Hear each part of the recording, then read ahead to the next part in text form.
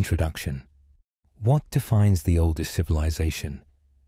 The concept of the oldest civilization is deeply significant in understanding human history. It refers to the transition from simple communities to complex urban societies with governance, writing, and technological innovation. Not every ancient society qualifies as a civilization. The term implies a structured and stable culture with shared practices, economic systems, monumental architecture, and written records. Therefore, identifying the earliest civilization involves more than dating. It requires meeting key cultural and societal criteria. Civilization is not simply about human presence in an area, but about settled life supported by agriculture and domesticated animals, which allowed for cities, political systems, religion, and art to develop. This transition, known as the Neolithic Revolution, created the foundation for complex societies. When historians seek the first civilizations, they search for evidence of such societal transformations. The ancient civilizations of Mesopotamia, Egypt, the Indus Valley, and China are often cited among the earliest. Mesopotamia, located between the Tigris and Euphrates rivers in modern-day Iraq, is commonly regarded as the cradle of civilization. Around 3000 BCE, the Sumerians built cities like Uruk and Ur, developed cuneiform writing, and established governance and religious institutions, marking the start of recorded history. However, other civilizations developed simultaneously, each with distinct characteristics. Egypt flourished along the Nile with centralized rule under pharaohs and constructed enduring monuments like the pyramids. The Indus Valley civilization in present-day Pakistan and northwest India planned cities like Harappa and Mohenjo-Daro, featuring advanced infrastructure and standardization. In China, early societies along the Yellow River developed dynasties, bronze technology, and divination systems, which evolved into Chinese writing. Determining the singular oldest civilization is complicated by the close timelines and varying degrees of archaeological preservation. Some early cultures might have preceded those we currently know, but without surviving structures or deciphered writing, they remain hidden from historical record. Discoveries like Göbekli Tepe in Turkey, dating to 9600 BCE, show evidence of sophisticated construction and ritual far earlier than urban civilization, indicating that organized human behavior existed long before cities. Civilizations also developed independently across the globe. In the Americas, societies like the Olmec, Maya, and Norte Chico emerged without influence from the Old World. Norte Chico, dating back to 3000 BCE in Peru, lacked pottery and writing, but exhibited urban planning and monumental buildings. Despite fewer traditional markers, it qualifies as a complex society and challenges narrow definitions of civilization. Other examples include the Kingdom of Kush and Great Zimbabwe in sub-Saharan Africa, and early maritime cultures in Southeast Asia and Oceania. These civilizations demonstrate that human complexity arose in diverse environments and that history should not be viewed through a strictly Eurocentric or linear lens. Another factor in defining the oldest civilization is continuity. Some early civilizations vanished, while others, like those in India and China, have evolved continuously to the present day. This cultural persistence adds to their historical significance, making them not just ancient, but enduring civilizations. In contrast, societies like the Sumerians or the Indus Valley people were absorbed or replaced, leaving behind less continuity. Archaeological interpretation must be cautious. Absence of evidence is not evidence of absence. Many early societies used materials that decayed over time or relied on oral traditions, making them harder to document, but no less important in the human story. Their influence persists in practices and ideas passed down over generations. The debate over the oldest civilization also raises broader philosophical questions about how we define progress. Is civilization measured by cities and writing, or should sustainable living, cultural cohesion, and ecological balance be equally valued? Our definitions often reflect modern values, not objective criteria. Ultimately, the search for the first civilization is both historical and philosophical. It invites us to examine what it means to live in a cooperative society and to appreciate the vast array of human expression across time. As technology advances, our understanding of early cultures will continue to evolve. Tools like radiocarbon dating, DNA analysis, and satellite imaging are uncovering new aspects of human history. Though we may never settle on a single oldest civilization, the search enriches our appreciation for the ingenuity and resilience of our ancestors. It highlights humanity's universal drive to organize, innovate, and find meaning in life, a shared legacy that continues to shape our world today. The birthplace of civilization, Mesopotamia and the Fertile Crescent. The roots of civilization lie in Mesopotamia and the Fertile Crescent, a region nestled between the Tigris and Euphrates rivers. Here, around 10,000 years ago, humans began settling in agricultural communities, drawn by fertile soils and abundant water. These rivers shaped the land and the worldview of the people. Mesopotamia, meaning land between the rivers in Greek, lies within a broader stretch of arable land, spanning parts of Iraq, Syria, Lebanon, Israel, Palestine, and Egypt. In this area, systematic farming of wheat and barley and the domestication of animals allowed for the formation of permanent, organized societies. Over time, small communities grew into city-states such as Ur, Uruk, Lagash, and Eridu. Uruk is considered the world's first true city, featuring large populations, defensive walls, and complex social roles. Here, cuneiform writing was born, initially a tool for trade records that evolved into literature, law, and administration. The Epic of Gilgamesh, one of the earliest literary works, came from this setting, offering insights into values, spirituality, and human concerns. Religion was integral to Mesopotamian life. Each city worshipped a patron deity, and towering ziggurats served both as temples and civic centers. Priests played key roles in managing resources and interpreting divine will. This fusion of spiritual and administrative authority influenced early legal systems, most notably the Code of Hammurabi.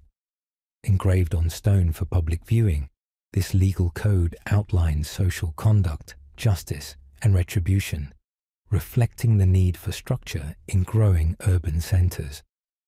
Mesopotamia's economy was built on irrigation. Controlling river water enabled agricultural surplus, population growth, and labor specialization. Artisans flourished, producing textiles, pottery, and tools. Trade networks extended as far as the Indus Valley and Anatolia, bringing cultural exchange along with goods. The wheel, plough, and sailboat emerged from this region, revolutionizing agriculture and transport. Mathematical and astronomical innovations also took root here, including the 60-minute hour and 360-degree circle, concepts still used today. Politically, Mesopotamia saw the rise and fall of empires. The Akkadian Empire, led by Sargon, was among the first to unify city-states under centralized rule. This was followed by the Sumerians, Babylonians, and Assyrians. Babylon, under Hammurabi, became a hub of administration and scholarship. Later, the Assyrians expanded through military discipline and infrastructure, creating roads and administrative systems that foreshadowed modern governance. Their palaces and libraries preserved knowledge that would influence future civilizations. Mesopotamian society was stratified. Nobles, priests, merchants, artisans, farmers, and slaves each had defined roles. While rigid, the system allowed some social mobility. Women's rights varied by time and location, with some owning property and participating in trade. Education was primarily for scribes, experts trained in writing, math, and record-keeping. Their clay tablets provide invaluable insights into daily life, trade, law, and governance. The contributions of Mesopotamia extend far beyond its immediate geography. It introduced the concepts of kingship, bureaucracy, codified law, and formal religion, blueprints that future civilizations adapted. Their myths, legal principles, and intellectual achievements resonated throughout history, influencing cultures from Persia to Greece and beyond. Though eventually overtaken by new powers, Mesopotamian knowledge was preserved and expanded by later scholars, especially during the Islamic Golden Age. Geography was both a blessing and a challenge. While fertile, the region's openness made it prone to invasion. Yet, despite conquests by Hittites, Elamites, Kassites, and others, a cultural identity persisted. Shared languages, religions, and economic systems endured through centuries of upheaval. Archaeological sites like the Ziggurats of Ur and the libraries of Nineveh reveal the sophistication and resilience of these early civilizations. Mesopotamia's legacy is anchored in its intellectual and technological innovations. Writing enabled continuity and administration. Astronomy guided agriculture and ritual. Architecture and urban planning reflected societal order and religious belief. Their art and symbolism expressed cosmic and social values, influencing artistic traditions long after their cities fell. Even in decline, Mesopotamia's impact endured. Successor cultures absorbed and reinterpreted its achievements. Translated texts carried its ideas across time and space. Modern archaeology has gradually reconstructed this narrative, offering a window into a society that shaped the foundation of civilization. The Fertile Crescent exemplifies how environmental abundance paired with human ingenuity can create lasting legacies. Yet, it also reminds us of the risks of overexploitation. Soil salinization and deforestation played roles in periodic collapse. These lessons remain relevant today. To study Mesopotamia is to explore the first organized attempt by humans to build lasting societies. Its cities, laws, and stories mark the dawn of civilization, and its legacy continues to inform our understanding of who we are and where we began. Sumerians, inventors of writing and urban life.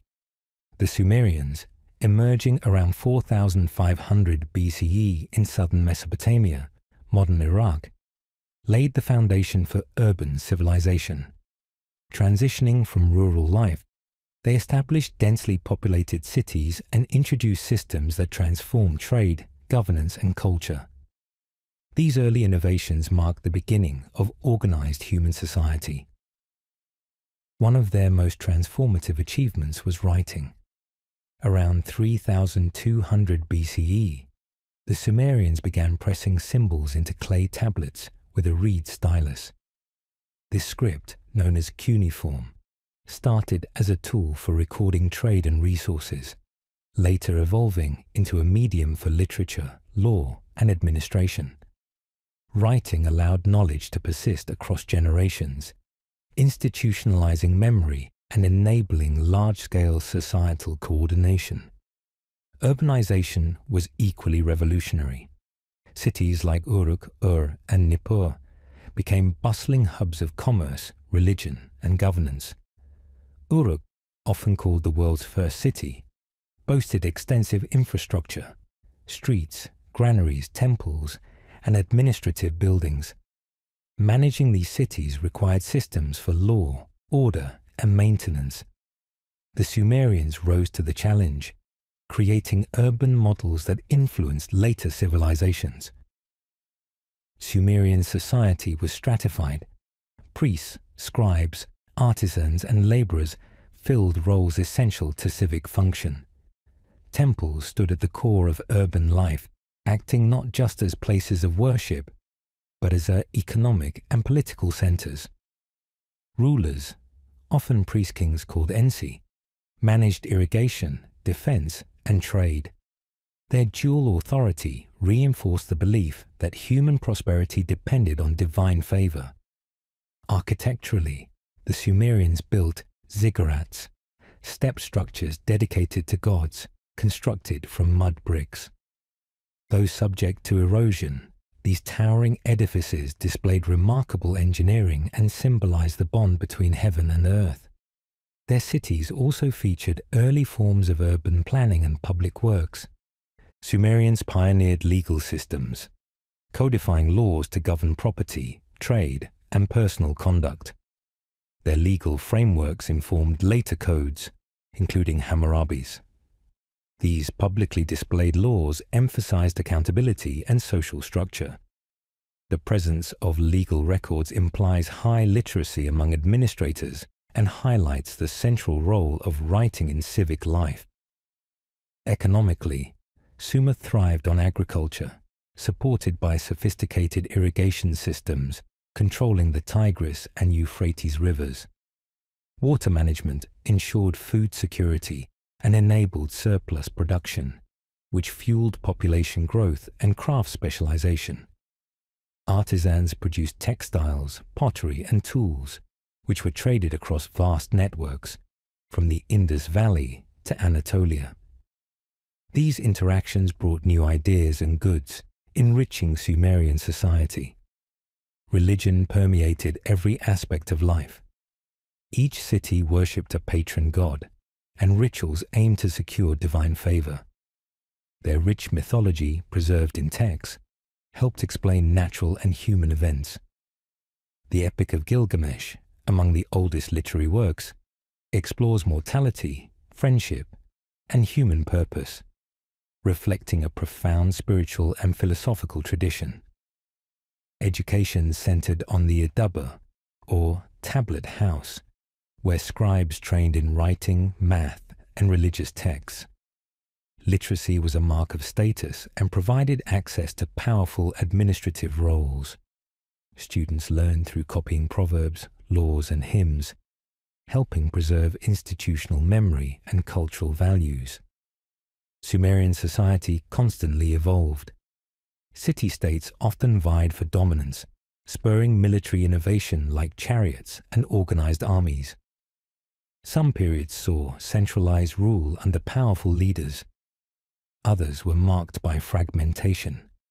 Despite political changes, the core features of Sumerian civilization, writing, law, and urban life remained influential. Though Sumer declined around 2000 BCE with the rise of the Amorites and Babylonians, its influence endured. The Akkadian language replaced Sumerian, but the culture lived on. Successor civilizations inherited Sumerian institutions and practices, embedding them into the broader Mesopotamian world. The Sumerians also advanced mathematics and astronomy. Their base 60 system influences our use of time and angles. Observing celestial cycles, they developed lunar calendars to guide agriculture and ritual, reflecting a worldview rooted in order and pattern. Sumerian craftsmanship was refined and expressive.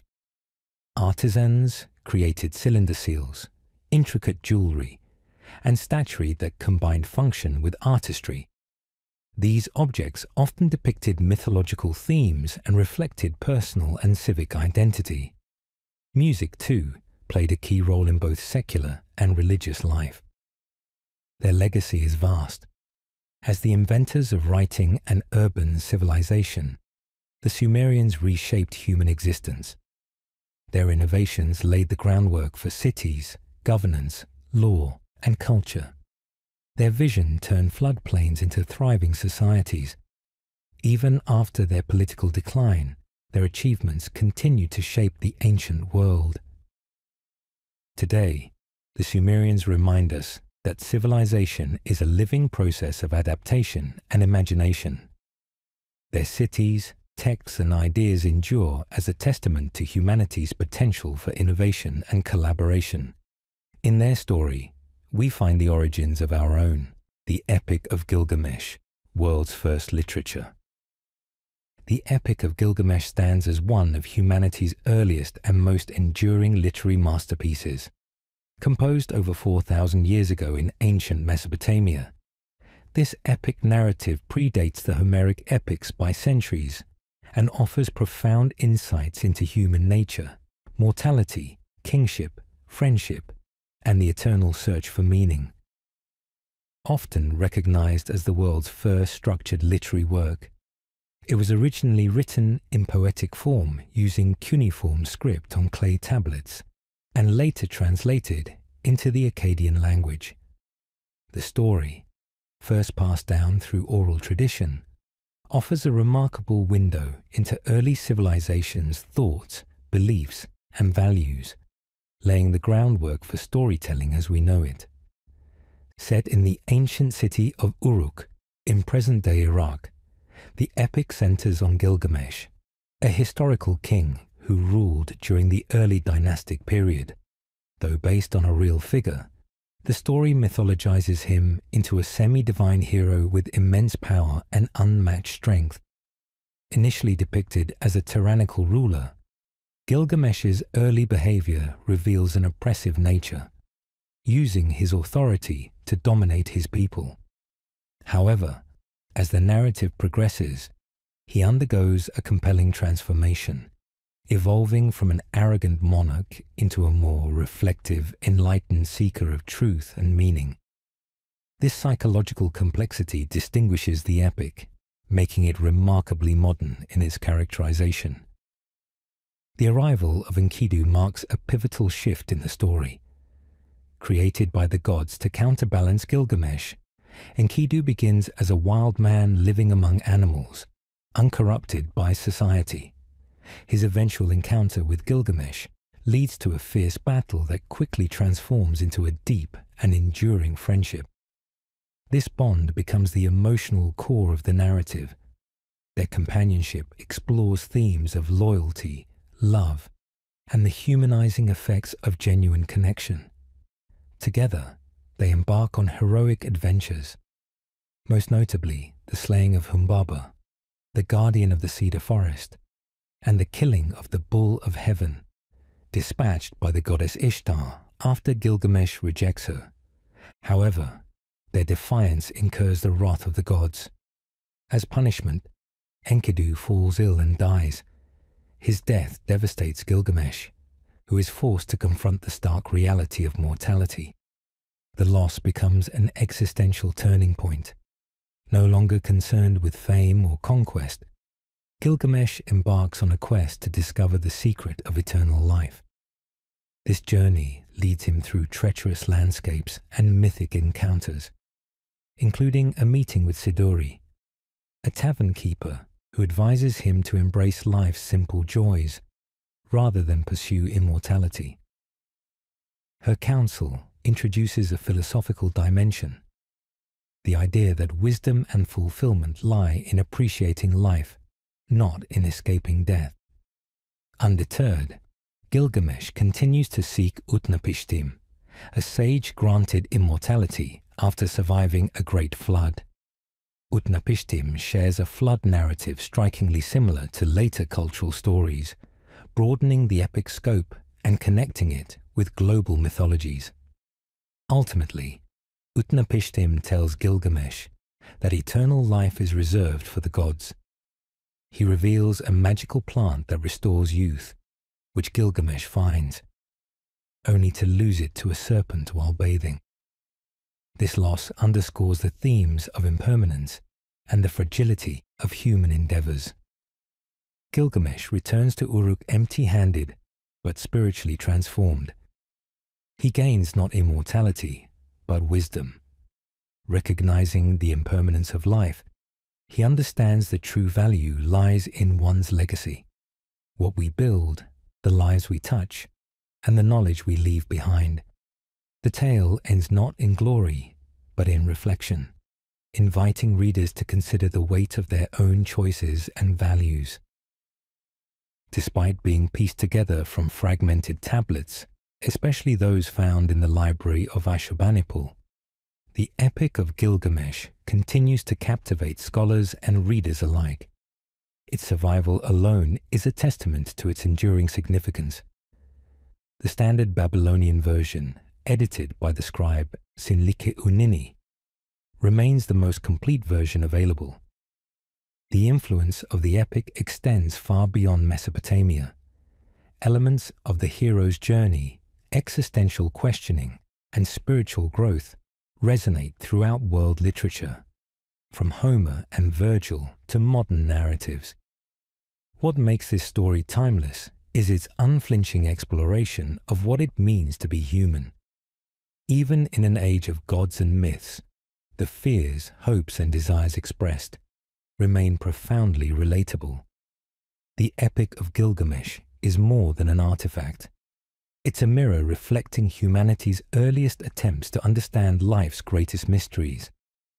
It reminds us that stories are not just entertainment. They are vessels of wisdom echoing through time. Ziggurats and Temples. Religion in ancient Mesopotamia.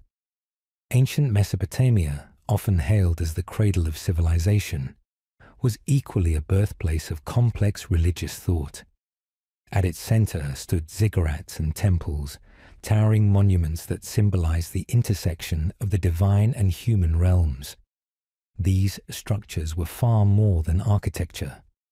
They were the beating heart of Mesopotamian society, shaping its politics, economy, and cultural worldview.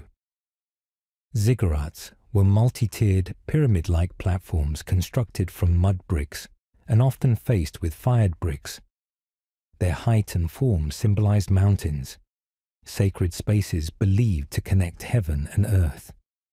At the summit sat a shrine where the city's patron deity was thought to descend. Reserved for priests, these sacred sites represented humanity's attempt to bring the divine into the physical world. Temples served as the earthly residences of gods and functioned as administrative, economic, and cultural centers. Priests conducted offerings, hymns, and divination rituals, maintaining cosmic harmony and interpreting the god's will. Temples also stored surplus food, kept tax records, and coordinated agriculture, essentially managing both divine and civic affairs. Mesopotamian religion was polytheistic, with gods like Anu, sky, Enlil, storms, and Enki, wisdom. These deities governed natural forces and required constant veneration.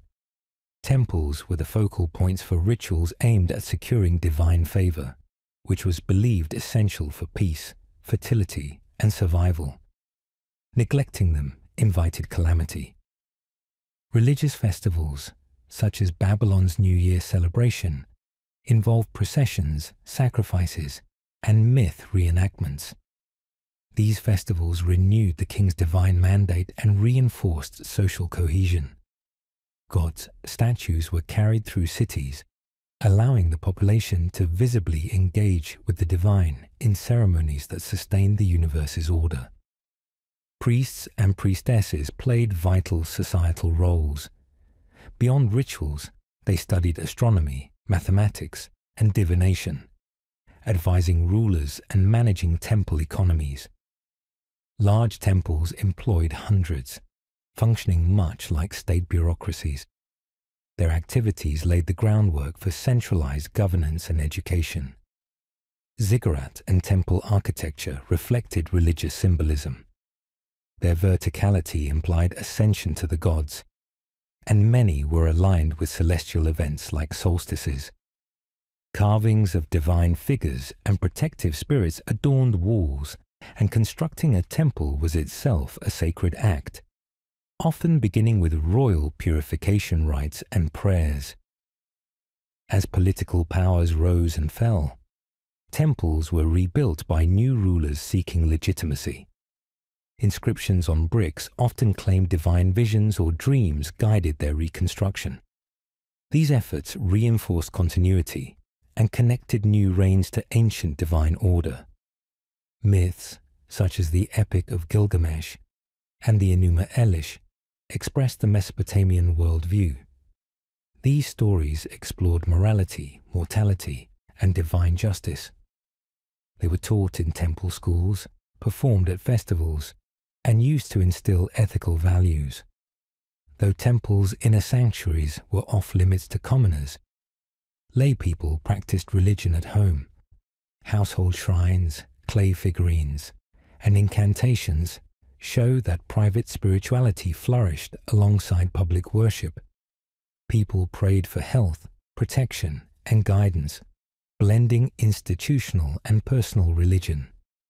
Funerary practices reflected belief in an underworld. The dead were buried with offerings and goods, and rituals were performed to ensure their peace. While the afterlife wasn't a paradise, rites were meant to honor ancestors and maintain connections between the living and dead. Mesopotamian religion evolved with political shifts. Empires like Akkad, Assyria, and Babylon adapted rituals and absorbed new deities into their pantheons. Temples were used as symbols of imperial power, and some gods gained prominence as empires expanded. This adaptability allowed the religious system to endure. Temple libraries preserved sacred texts, myths, hymns, and astronomical records. Scribes trained in these libraries kept religious knowledge consistent across generations. Religious schools ensured the continuity of theology and practice, blending learning with spiritual duty. Divination was central. Omens were read in stars, animal behavior, or entrails to determine divine will, especially before war or political decisions. Far from superstition, this was a structured, respected practice, requiring years of study and expertise. Religious art filled homes and temples alike. Sculptures, seals, and carvings depicted gods and mythical beings. These weren't just decorative. They served protective or didactic purposes, reinforcing the ever-present divine. Religion also influenced law. Legal codes often began with invocations to gods and included divine moral principles. Offenses against temples or priests carried severe penalties, reflecting the gods' role in enforcing justice. Despite later decline, Mesopotamian religion left a deep mark. Its ideas about sacred kingship, temple-based economies, and the divine's role in law and society influenced future cultures. Even as temples crumbled, their spiritual legacy endured. Archaeological discoveries continued to uncover ziggurats, temple relics, and texts. These remnants reveal a society where religion was not isolated but infused into every aspect of life. The Mesopotamians saw the divine in river floods, celestial movements, and everyday acts. A worldview that elevated their existence and still resonates today. Code of Ur-Nammu and Hammurabi. Birth of law and order. In the earlier stages of human civilization, long before the development of modern legal systems, societies recognized the necessity of codifying rules to maintain order and resolve disputes. As communities evolved from small kin-based groups into complex urban centers, traditional customs no longer sufficed to govern increasing social interactions. In this evolving landscape, the first formal legal codes emerged. Among the most significant early examples are the Code of Ur-Nammu and the Code of Hammurabi, pioneering texts that shaped legal thinking and institutional justice for generations to come. The Code of Ur-Nammu, dating back to around 2100 BCE, is the oldest known written legal code. Unearthed in fragments from sites like Nippur, it was authored under King Ur-Nammu of Ur, a ruler of the 3rd dynasty. Unlike oral customs, this code was inscribed in cuneiform on clay tablets, marking a major shift toward permanent recorded law. The document opens with a prologue praising the king's divine authority and intent to establish justice. What follows is a series of specific laws addressing theft, injury, marriage, and slavery, each articulated with clarity and structure. What distinguishes Ur-Nammu's code is its relatively progressive approach to punishment. Rather than harsh corporal sentences, many infractions were addressed through fines or compensations, reflecting a legal system concerned with restitution over retribution. This emphasis points to an early understanding of balanced justice and social harmony. The laws also distinguish between different social classes: free citizens, slaves, women, and children, indicating a nuanced recognition of societal roles and responsibilities. Nearly 4 centuries later, King Hammurabi of Babylon, R. 1792 to 1750 BCE, introduced a more expansive and detailed legal document, the Code of Hammurabi, engraved on a tall basalt stele and placed in a public space. The code was both a legal instrument and a political declaration. At the stele's summit, a relief shows Hammurabi receiving the laws from Shamash, the Mesopotamian god of justice, symbolizing divine endorsement and the sacred nature of governance. Hammurabi's code consists of 282 laws, covering an extraordinary range of topics: property rights, business transactions, family law, contracts, professional duties, and criminal penalties. The famous principle of lex talionis, an eye for an eye, is central to this legal framework.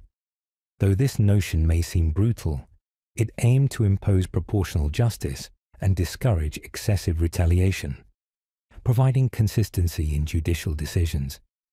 Compared to Ur-Nammu's code, Hammurabi's laws are stricter and more hierarchical. The severity of punishments often depended on the social status of both victim and perpetrator. Crimes against higher status individuals carried steeper penalties than those against lower status persons, including slaves. This tiered approach reflects a society that was deeply stratified, but also legally structured. The code also regulated commerce, building standards, inheritance, and even medical fees, highlighting a highly organized bureaucratic state. The public nature of Hammurabi's code was transformative. By making the law visible and accessible, it acted as both a legal benchmark and a moral guide.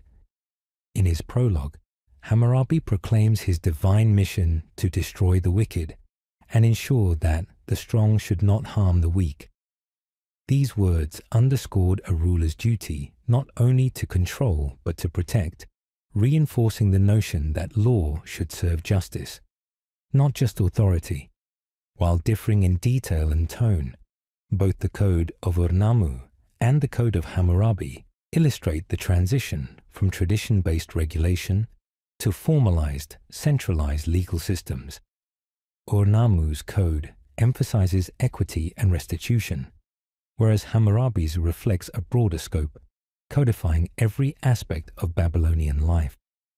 Together, they show the emergence of law as a tool for governance, social cohesion, and moral order.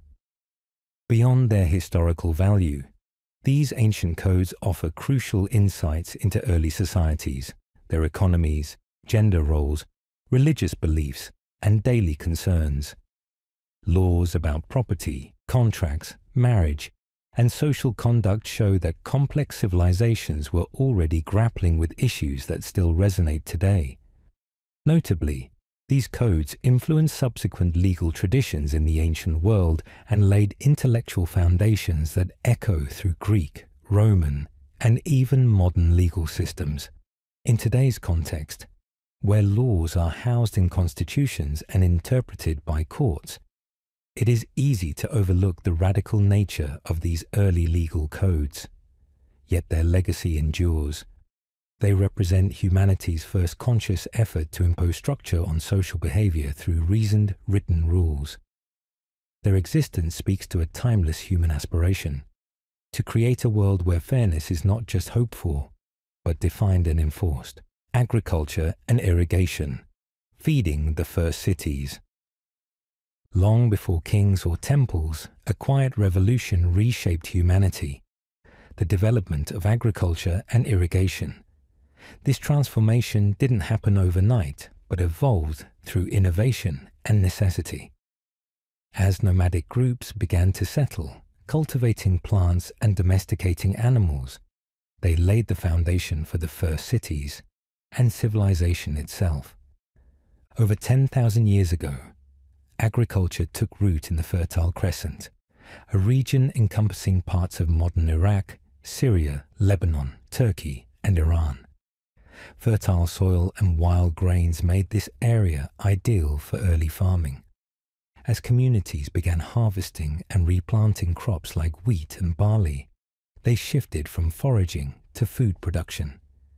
This change allowed permanent settlements, population growth, and the birth of complex societies. Irrigation soon followed. In arid lands, controlling water meant survival. Around 6000 BCE, Mesopotamian farmers along the Tigris and Euphrates built canals, levees, and dikes to redirect water. These systems transformed dry plains into productive farmland. Irrigation required coordinated labor, management, and innovation, traits that mirrored the emergence of urban life. Cities like Uruk, Ur, and Eridu in Sumer relied on surrounding agricultural zones to sustain growing populations. Farmers raised grains, legumes, and fruits, while domestic animals provided meat, milk, and labor. Food surpluses allowed for job specialization. Artisans, scribes, priests, and rulers. Agriculture didn't just feed cities, it made them possible. Egypt's Nile River was equally critical. Its annual floods deposited nutrient-rich silt, making the land extremely fertile. Egyptians built channels and basins to control the waters, aligning their calendar and religion with the river's cycles. The result was abundant harvest that fueled pyramid building, literacy, and one of history's most enduring civilizations. In the Indus Valley, cities like Harappa and Mohenjo-daro featured wells, reservoirs, and drainage systems, evidence of sophisticated water management. Their agricultural diversity included wheat, barley, peas, and cotton. Irrigation supported a robust economy, enabling trade and cultural exchange across distant regions. Ancient China developed agriculture in the Yellow River Basin. Crops like millet and later rice were grown using ditches and embankments to manage the river's flooding. Though destructive, these floods enriched the soil. Innovations like crop rotation and terrace farming boosted yields and supported expanding populations. In Mesoamerica, where large rivers were absent, civilizations like the Maya devised creative irrigation. They built raised fields, canals, and underground cisterns to store rainwater. They cultivated maize, beans, squash, and cacao in challenging rainforest environments, demonstrating exceptional hydrological understanding. Andean cultures, such as the Inca, farmed steep mountains using terraces and channels fed by glacial streams. Their communal labor system, Maita, maintained these networks and reinforced social bonds. Their irrigation achievements enabled agriculture at high altitudes and supported large empires. The impact of agriculture extended far beyond food. Surpluses led to social stratification and the rise of elite classes. Writing systems like cuneiform and hieroglyphs emerged to record harvests, land ownership, and tax obligations. The plough, in a sense, gave rise to the pen, bureaucracy, and law. Agricultural needs drove construction of granaries, warehouses, and temples, often religious and economic centers. Priests managed both ritual and food distribution, merging spirituality with administration. Political authority was often legitimized through agricultural success and divine favor. As cities grew, trade networks expanded. Surplus crops were exchanged for goods like timber, metal, and textiles, enriching urban life. But agricultural abundance also sparked competition and conflict over land and water, leading to warfare and the construction of city defenses.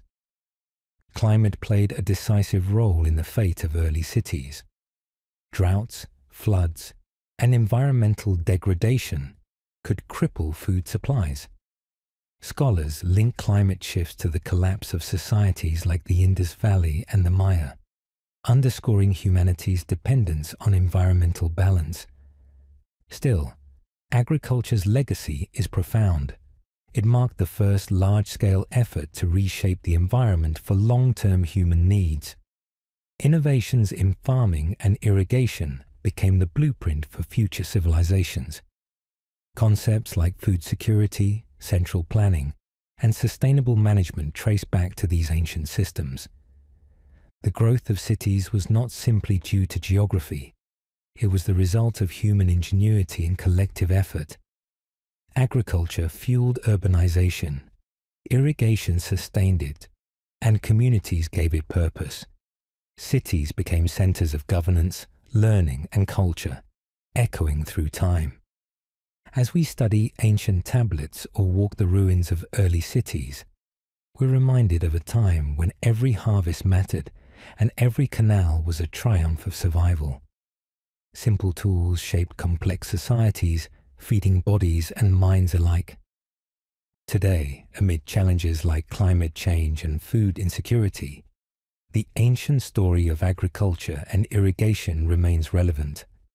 It reveals both the power and the fragility of our bond with the land. A lesson from the past that still speaks to our future: trade and economy. How ancient markets worked. From the dawn of civilization, trade and economic activity have been central to human advancement. Before the advent of modern financial systems or currency, ancient societies developed complex commercial practices that supported the rise of cities, facilitated cultural exchange, and fostered cooperation among distant peoples. The roots of organized trade stretch back to the agricultural revolution, when surplus food allowed communities to barter goods beyond familial groups. These exchanges led to the emergence of trade routes and marketplaces, centers not only of commerce, but also of social and cultural life. In Mesopotamia, among the earliest civilizations, economic activity was intimately tied to religious institutions. Temples functioned as both spiritual centers and economic hubs, managing surplus goods, issuing rations, and maintaining records on clay tablets. Scribes documented these exchanges, laying the groundwork for the development of cuneiform writing.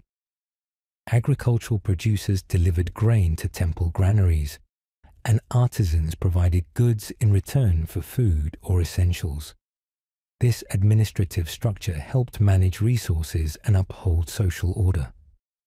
As cities expanded, markets took on more defined roles.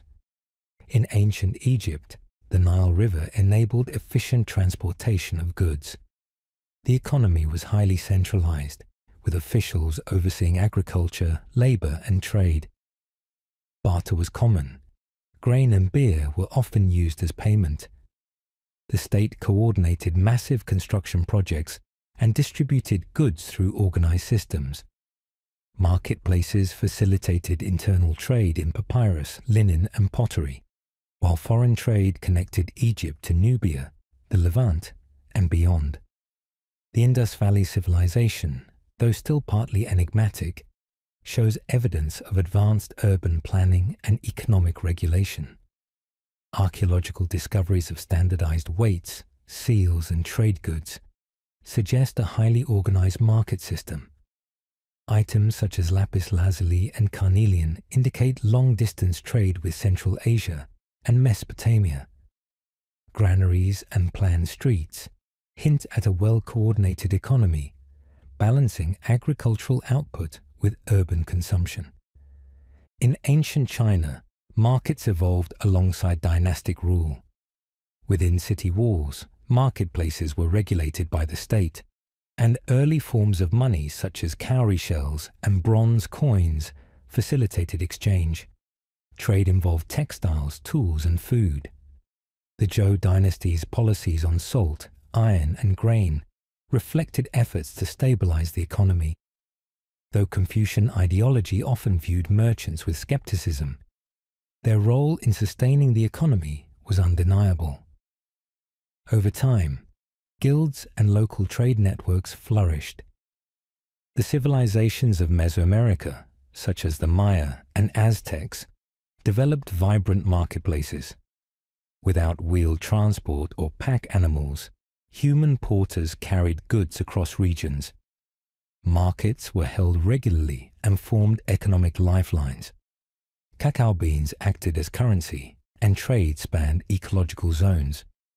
The Aztec pochtica, or merchant class, not only transported luxury goods like jade and obsidian, but also gathered intelligence, acting as commercial diplomats.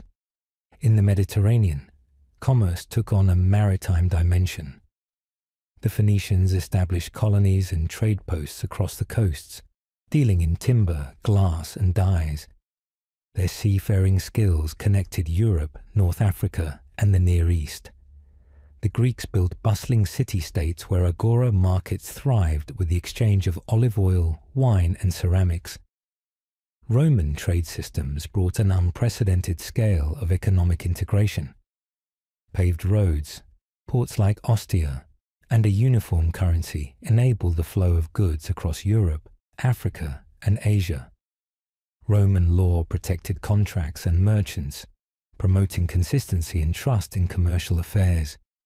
In Africa, trade routes such as the Trans-Saharan Network connected resource-rich regions.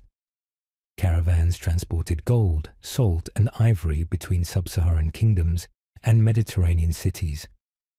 Centers like Timbuktu became vital for trade and scholarship. These routes helped African kingdoms like Ghana and Mali gain wealth and prominence through strategic control of commerce. Arabian trade routes bridged east and west. Goods like frankincense and myrrh were transported by caravans through arid landscapes, linking Indian Ocean ports with the Mediterranean. Oases served as both rest stops and commercial hubs. Cities such as Petra and Mecca flourished, attracting diverse merchants and fostering intercultural exchange. The Indian subcontinent engaged in robust trade via both land and sea. Coastal ports linked India to Africa, Southeast Asia, and the Middle East. Spices, textiles, and gemstones were prized exports.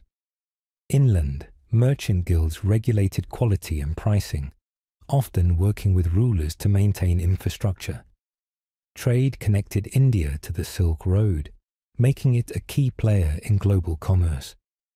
Even isolated Japan developed internal trade networks. Rice served as both sustenance and currency.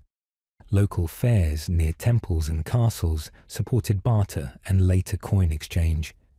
Social roles shaped economic activity, with artisans and merchants playing key roles despite rigid hierarchies.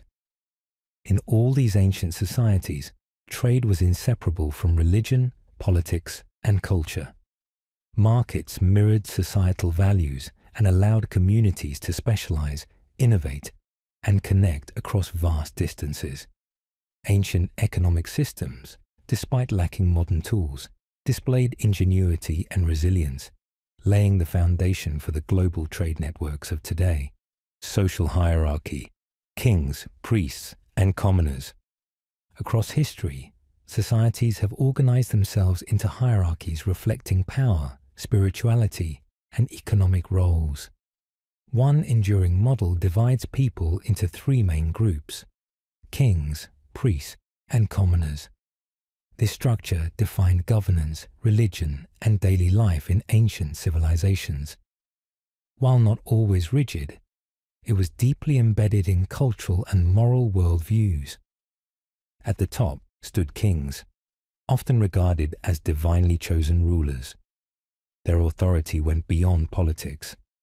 They were seen as mediators between the gods and humanity. In Mesopotamia, rulers like Hammurabi claimed divine endorsement to uphold justice. In Egypt, pharaohs were viewed as living gods tasked with maintaining Ma'at, cosmic balance. Such beliefs gave monarchs sacred as well as temporal power. Alongside kings were priests, custodians of spiritual knowledge and ritual. They played a vital role in interpreting divine will, organizing ceremonies, and managing temples. In societies like the Maya or ancient Mesopotamia, priests also acted as astronomers, healers, and advisors. They often controlled vast land and wealth, making them powerful political actors. Their influence rested on specialized training, literacy, and access to sacred text. Commoners, forming the bulk of the population, included farmers, artisans, laborers, and merchants. Though lacking formal power, they sustained society through their labor. They cultivated crops, built infrastructure, and participated in local economies.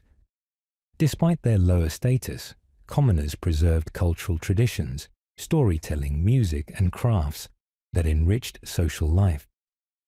Their work supported the elite and enabled cities to thrive. This tripartite structure varied across cultures.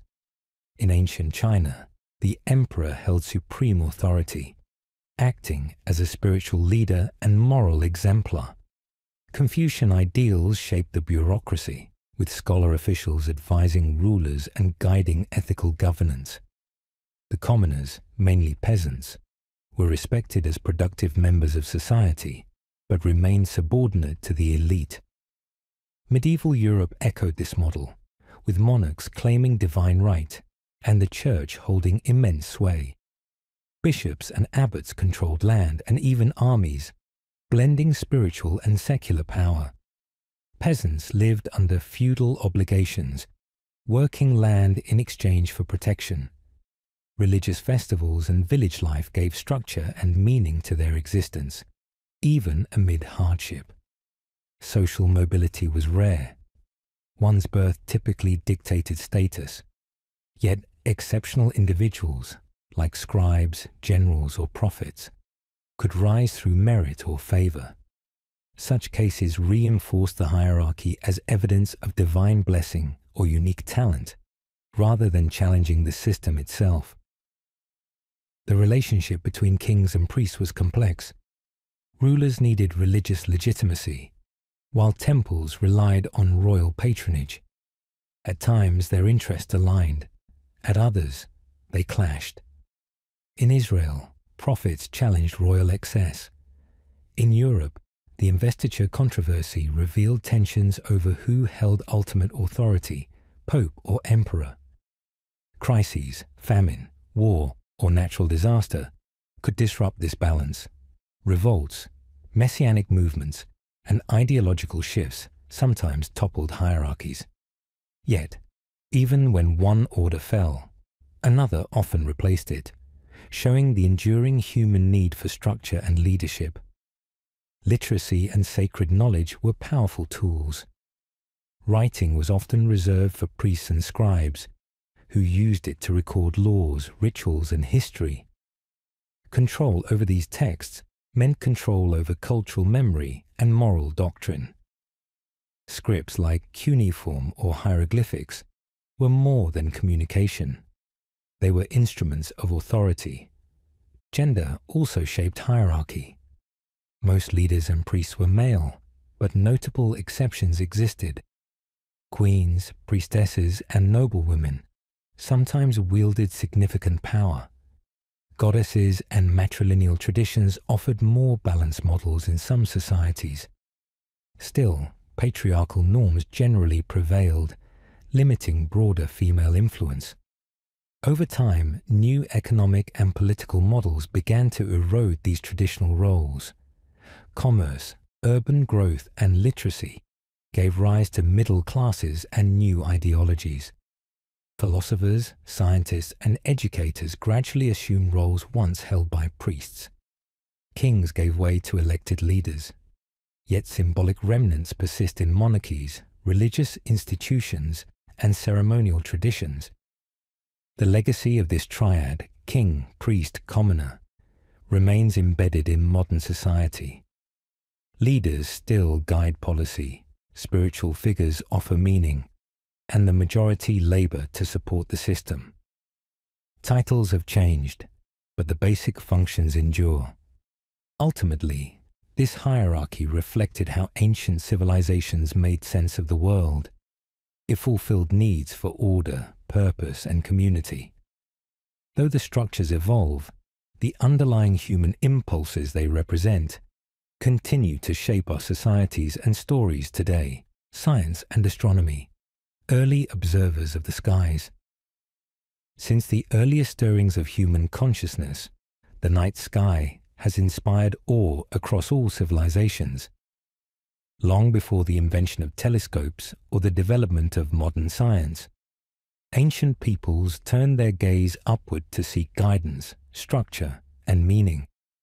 The sky served as a calendar, compass, and spiritual guide.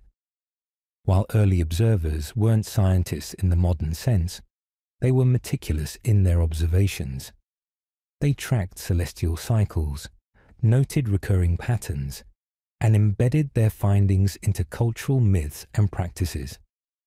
These foundational efforts laid the groundwork for what would become astronomy. In prehistoric times, humans aligned massive stone monuments with celestial events. Sites such as Nabta Playa in Egypt and Stonehenge in England demonstrate knowledge of solstices and equinoxes, requiring years of skywatching and mathematical understanding. These structures reveal a deep connection between architecture and astronomical observation, emphasizing the significance of celestial order in early societies. In Mesopotamia, the Babylonians recorded eclipses, planetary movements, and star positions on clay tablets. They developed arithmetic models to predict celestial phenomena and likely identified the 12 constellations of the zodiac. Their cuneiform records reflect a structured approach to sky observation and helped form the basis of later astronomical systems. In ancient China, astronomy played a vital role in governance and ritual. Court astronomers monitored eclipses and comets, viewing celestial events as omens. Chinese scholars catalogued hundreds of stars and created early star maps. Their records of Halley's Comet and accurate tracking of planetary paths exemplified their advanced observational skills. In India, early texts like the Vedanga, Jyotisha, and later the Surya Siddhanta show that Indian astronomers calculated the solar year with remarkable precision. They also proposed models of planetary motion, blending observation with mathematical theory. Indian contributions profoundly influenced both Islamic and European astronomy. In the Americas, civilizations like the Maya and Aztecs tracked celestial bodies with great precision. Mayan observatories and calendars accurately recorded the movements of Venus and the Moon. The Aztecs used astronomy in urban planning and religious ceremonies. Across North America, the Pueblo aligned buildings with solar and lunar events, embedding sky cycles into their sacred geography. African civilizations also developed rich astronomical traditions.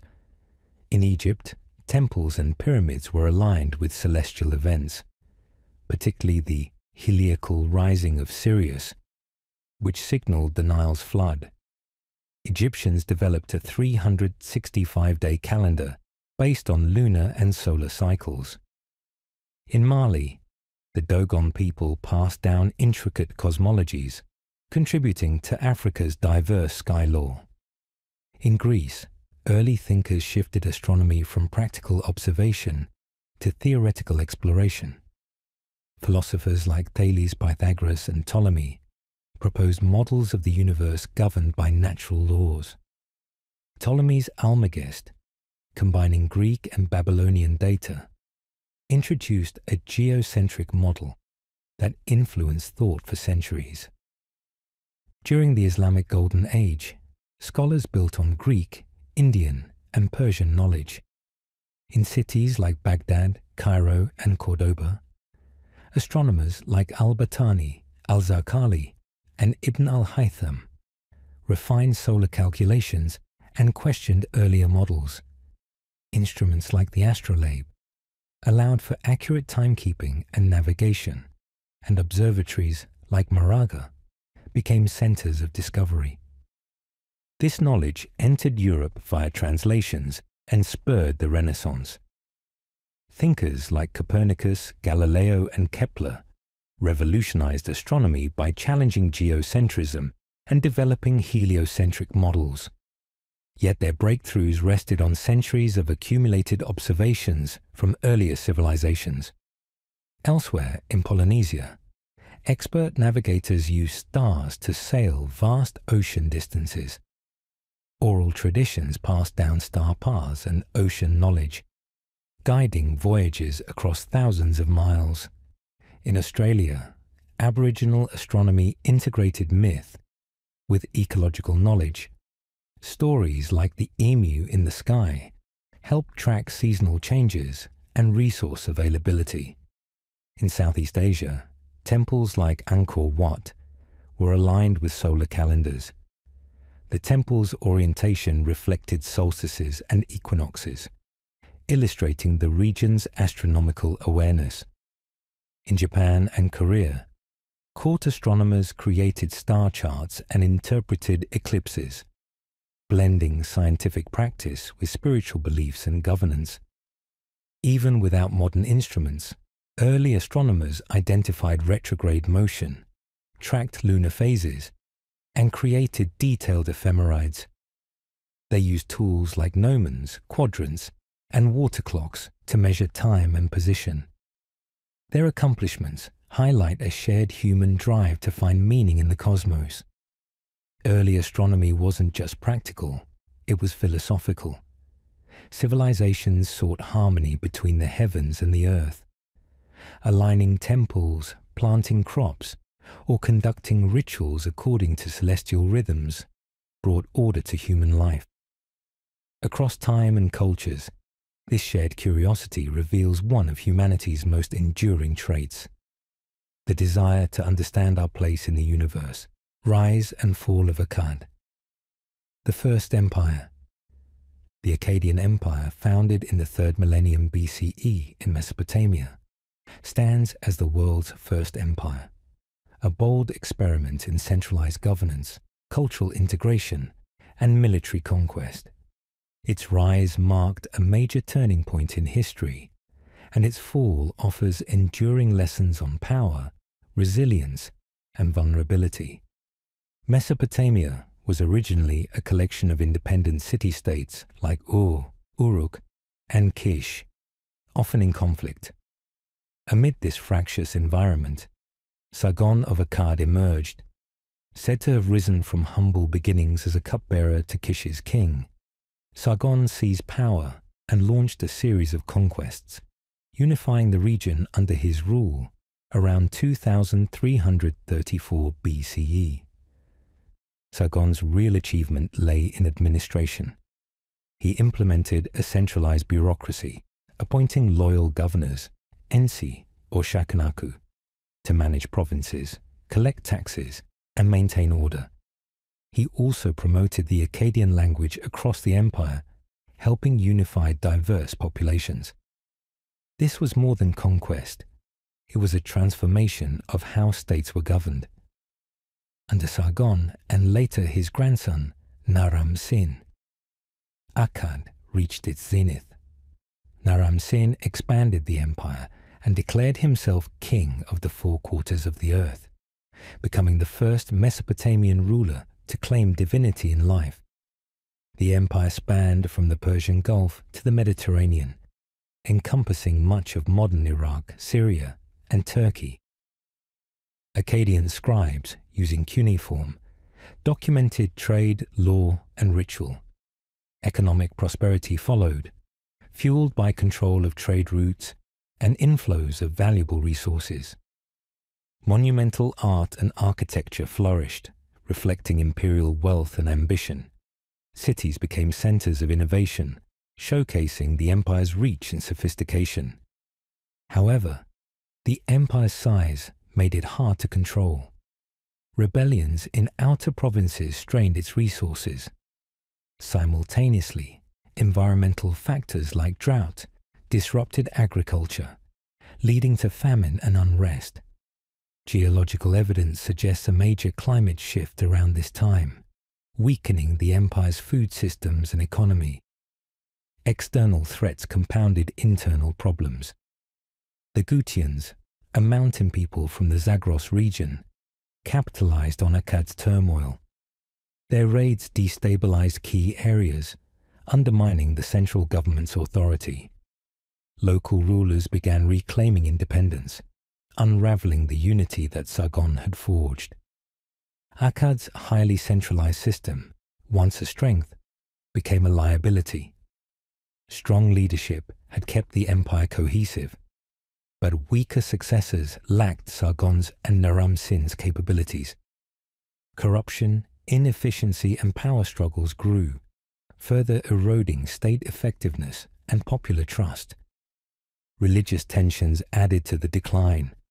Akkadian kings had elevated themselves to semi-divine status, disrupting traditional religious hierarchies. Sumerian priesthoods, long powerful in city-states, may have resisted the new order, fueling dissent and weakening the regime's legitimacy. By the end of the 22nd century BCE, Akkad had collapsed. Its cities fell or became autonomous, and the Gutians ruled parts of the region. Though their reign was short and marked by instability, the political unification Sargon achieved was gone.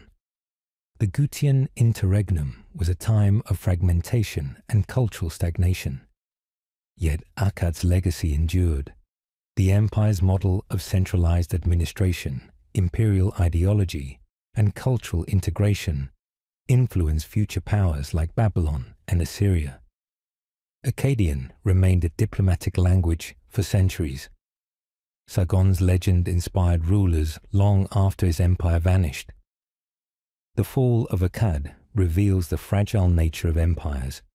Environmental resilience, adaptive leadership, and decentralized flexibility are critical to longevity. Overreach, reliance on personality-driven rule, and ignoring environmental cues can bring even powerful systems to ruin. Despite its fall, Akkad achieved remarkable heights in governance, culture, and infrastructure. It proved that large, diverse populations could be organized under one banner, through shared language, law, and economic networks. It also showed how quickly such structures could unravel under stress. Akkad's story is universal, ambition driving unity, complexity breeding vulnerability. It exemplifies humanity's capacity to build and innovate, as well as the dangers of centralization and environmental mismanagement. Though short-lived, its influence echoed through millennia. Modern archaeologists and historians continue to uncover Akkadian records, inscriptions, and ruins, piecing together the empire's achievements and collapse. These discoveries help us understand the origins of statecraft, diplomacy, and urban civilization. They also offer cautionary insights into our own global systems. Akkad stands as a symbol of both triumph and tragedy, an empire born of vision and undone by its own limitations. Its memory endures not only as the first empire, but as a reflection of the timeless challenges that accompany power, complexity, and human ambition. The mysterious Elamites, forgotten neighbors of Sumer. In the cradle of civilization, amid the fertile crescent shaped by the Tigris and Euphrates, the story of ancient Mesopotamia dominates historical narratives.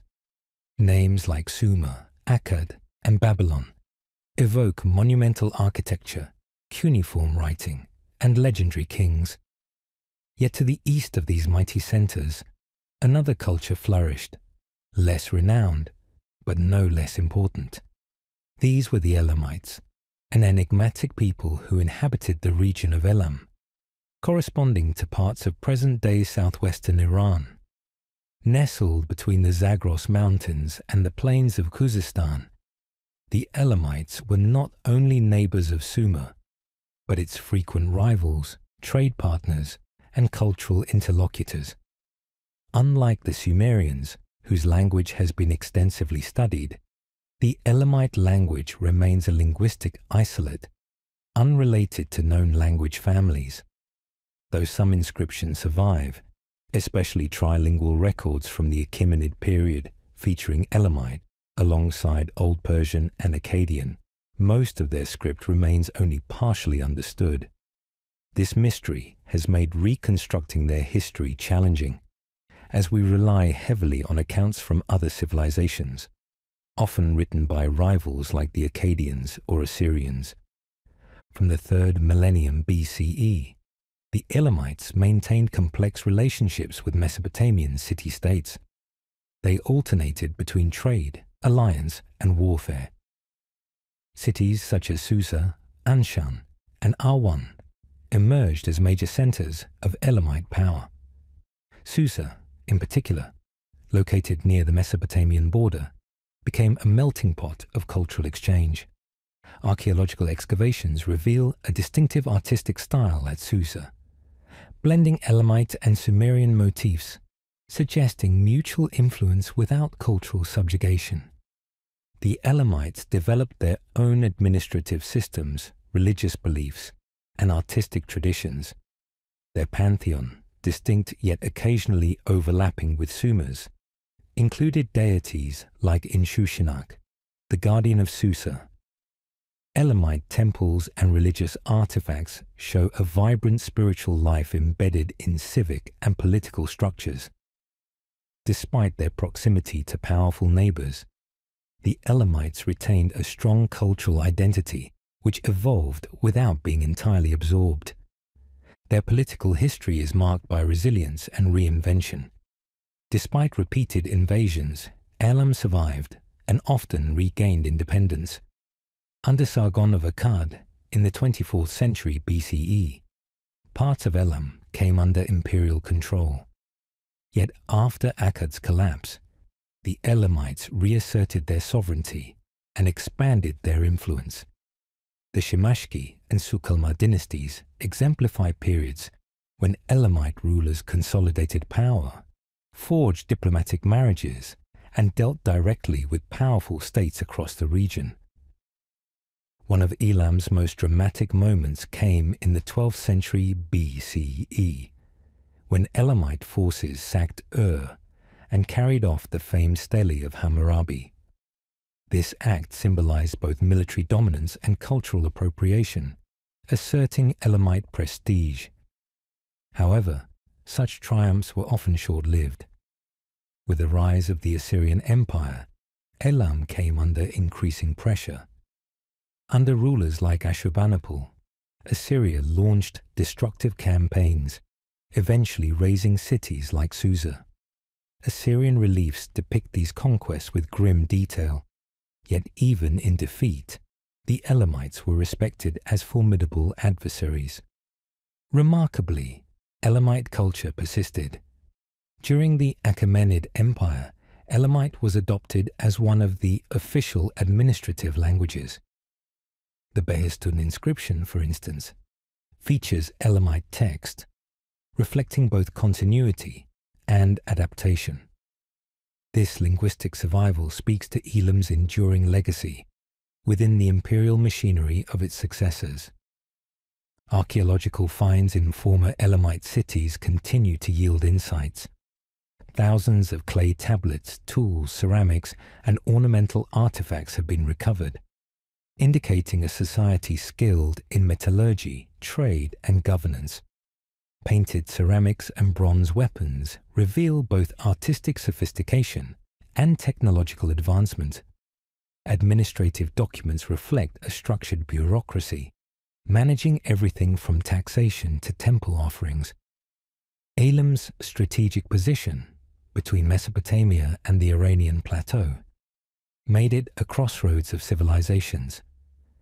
Trade routes brought goods and ideas through its cities, fostering a cosmopolitan atmosphere. Its rulers balanced diplomacy with warfare, forging ties that extended across borders. Though Elam eventually faded, absorbed into greater empires and obscured by the fame of its neighbors, its influence endured. The Elamites were not passive bystanders. They were innovators, diplomats, and power players. Their culture, once veiled in mystery, is being gradually rediscovered through scholarship and excavation. In recovering the story of Elam, we expand our understanding of the ancient Near East. They were not just the others besides Sumer and Babylon.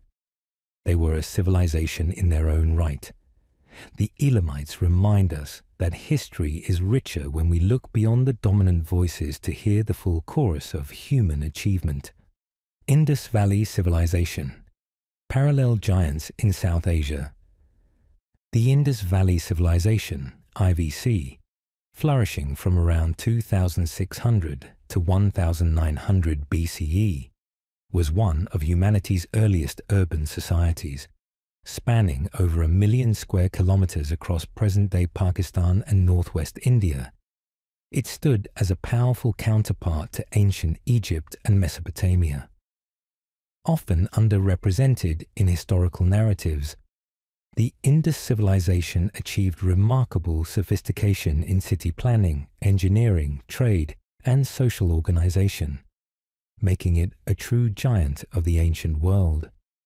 Major cities like Harappa, Mohenjo-daro, Dholavira, and Lothal were meticulously designed. Streets were laid in grid patterns, and homes featured private wells and drainage.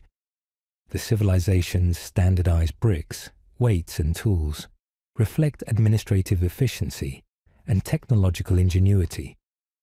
While lacking pyramids or ziggurats, its grandeur lay in pragmatic urban design, evidence of a society built for functionality and order. Trade was integral to the civilization's prosperity. Indus artifacts, including seals, have been found in Mesopotamia, indicating long-distance trade.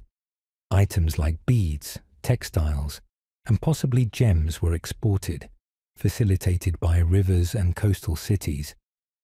These commercial networks linked the Indus region to Central Asia, Iran, and beyond, making it a key player in early global trade. Agriculture formed the economic core. Fertile river plains supported wheat, barley, pulses, and possibly rice. Advanced irrigation systems reveal a deep environmental understanding. Granaries suggest organized food storage and distribution, essential for sustaining urban populations. Tools like plows and sickles highlight agricultural innovation and efficiency. A major mystery of the Indus civilization is its script. Thousands of inscriptions remain undeciphered, limiting our understanding of its politics, religion, and society. Nonetheless, cultural uniformity across distant settlements, evident in artifacts and city layouts, implies strong communication and shared identity. The absence of grand tombs or royal palaces hints at a less hierarchical society compared to its contemporaries. Artisanship flourished. Indus people produced fine pottery, jewelry, and metalwork. Bead making, in particular, showed exceptional craftsmanship. Terracotta figurines depict daily life and possible religious rituals. Workshops and standardized tools point to regulated production systems, possibly organized by guilds or community leaders. Religion remains speculative due to the script's mystery. However, artifacts like the Great Bath, fire altars, and figurines suggest ritual practices centered on water, fertility, and nature. Animals in seals may have held symbolic meaning. The lack of monumental religious buildings or an evident priestly class supports the idea of a unique, perhaps decentralized spiritual framework. The civilization's decline is debated. Environmental changes, river shifts, declining rainfall, and resource depletion likely played a major role. Unlike sudden collapses, evidence points to gradual abandonment of cities. Changing trade routes and internal disruptions may have contributed. Despite the fall, its legacy influenced later South Asian cultures in urbanism, craft, and governance. The Indus people's identity remains uncertain. Without deciphered texts, it's unclear whether they were a single ethnic group or a network of related communities. Some scholars suggest they spoke an early Dravidian language, though this remains unproven. Still, architectural consistency and shared symbols suggest a cohesive cultural framework.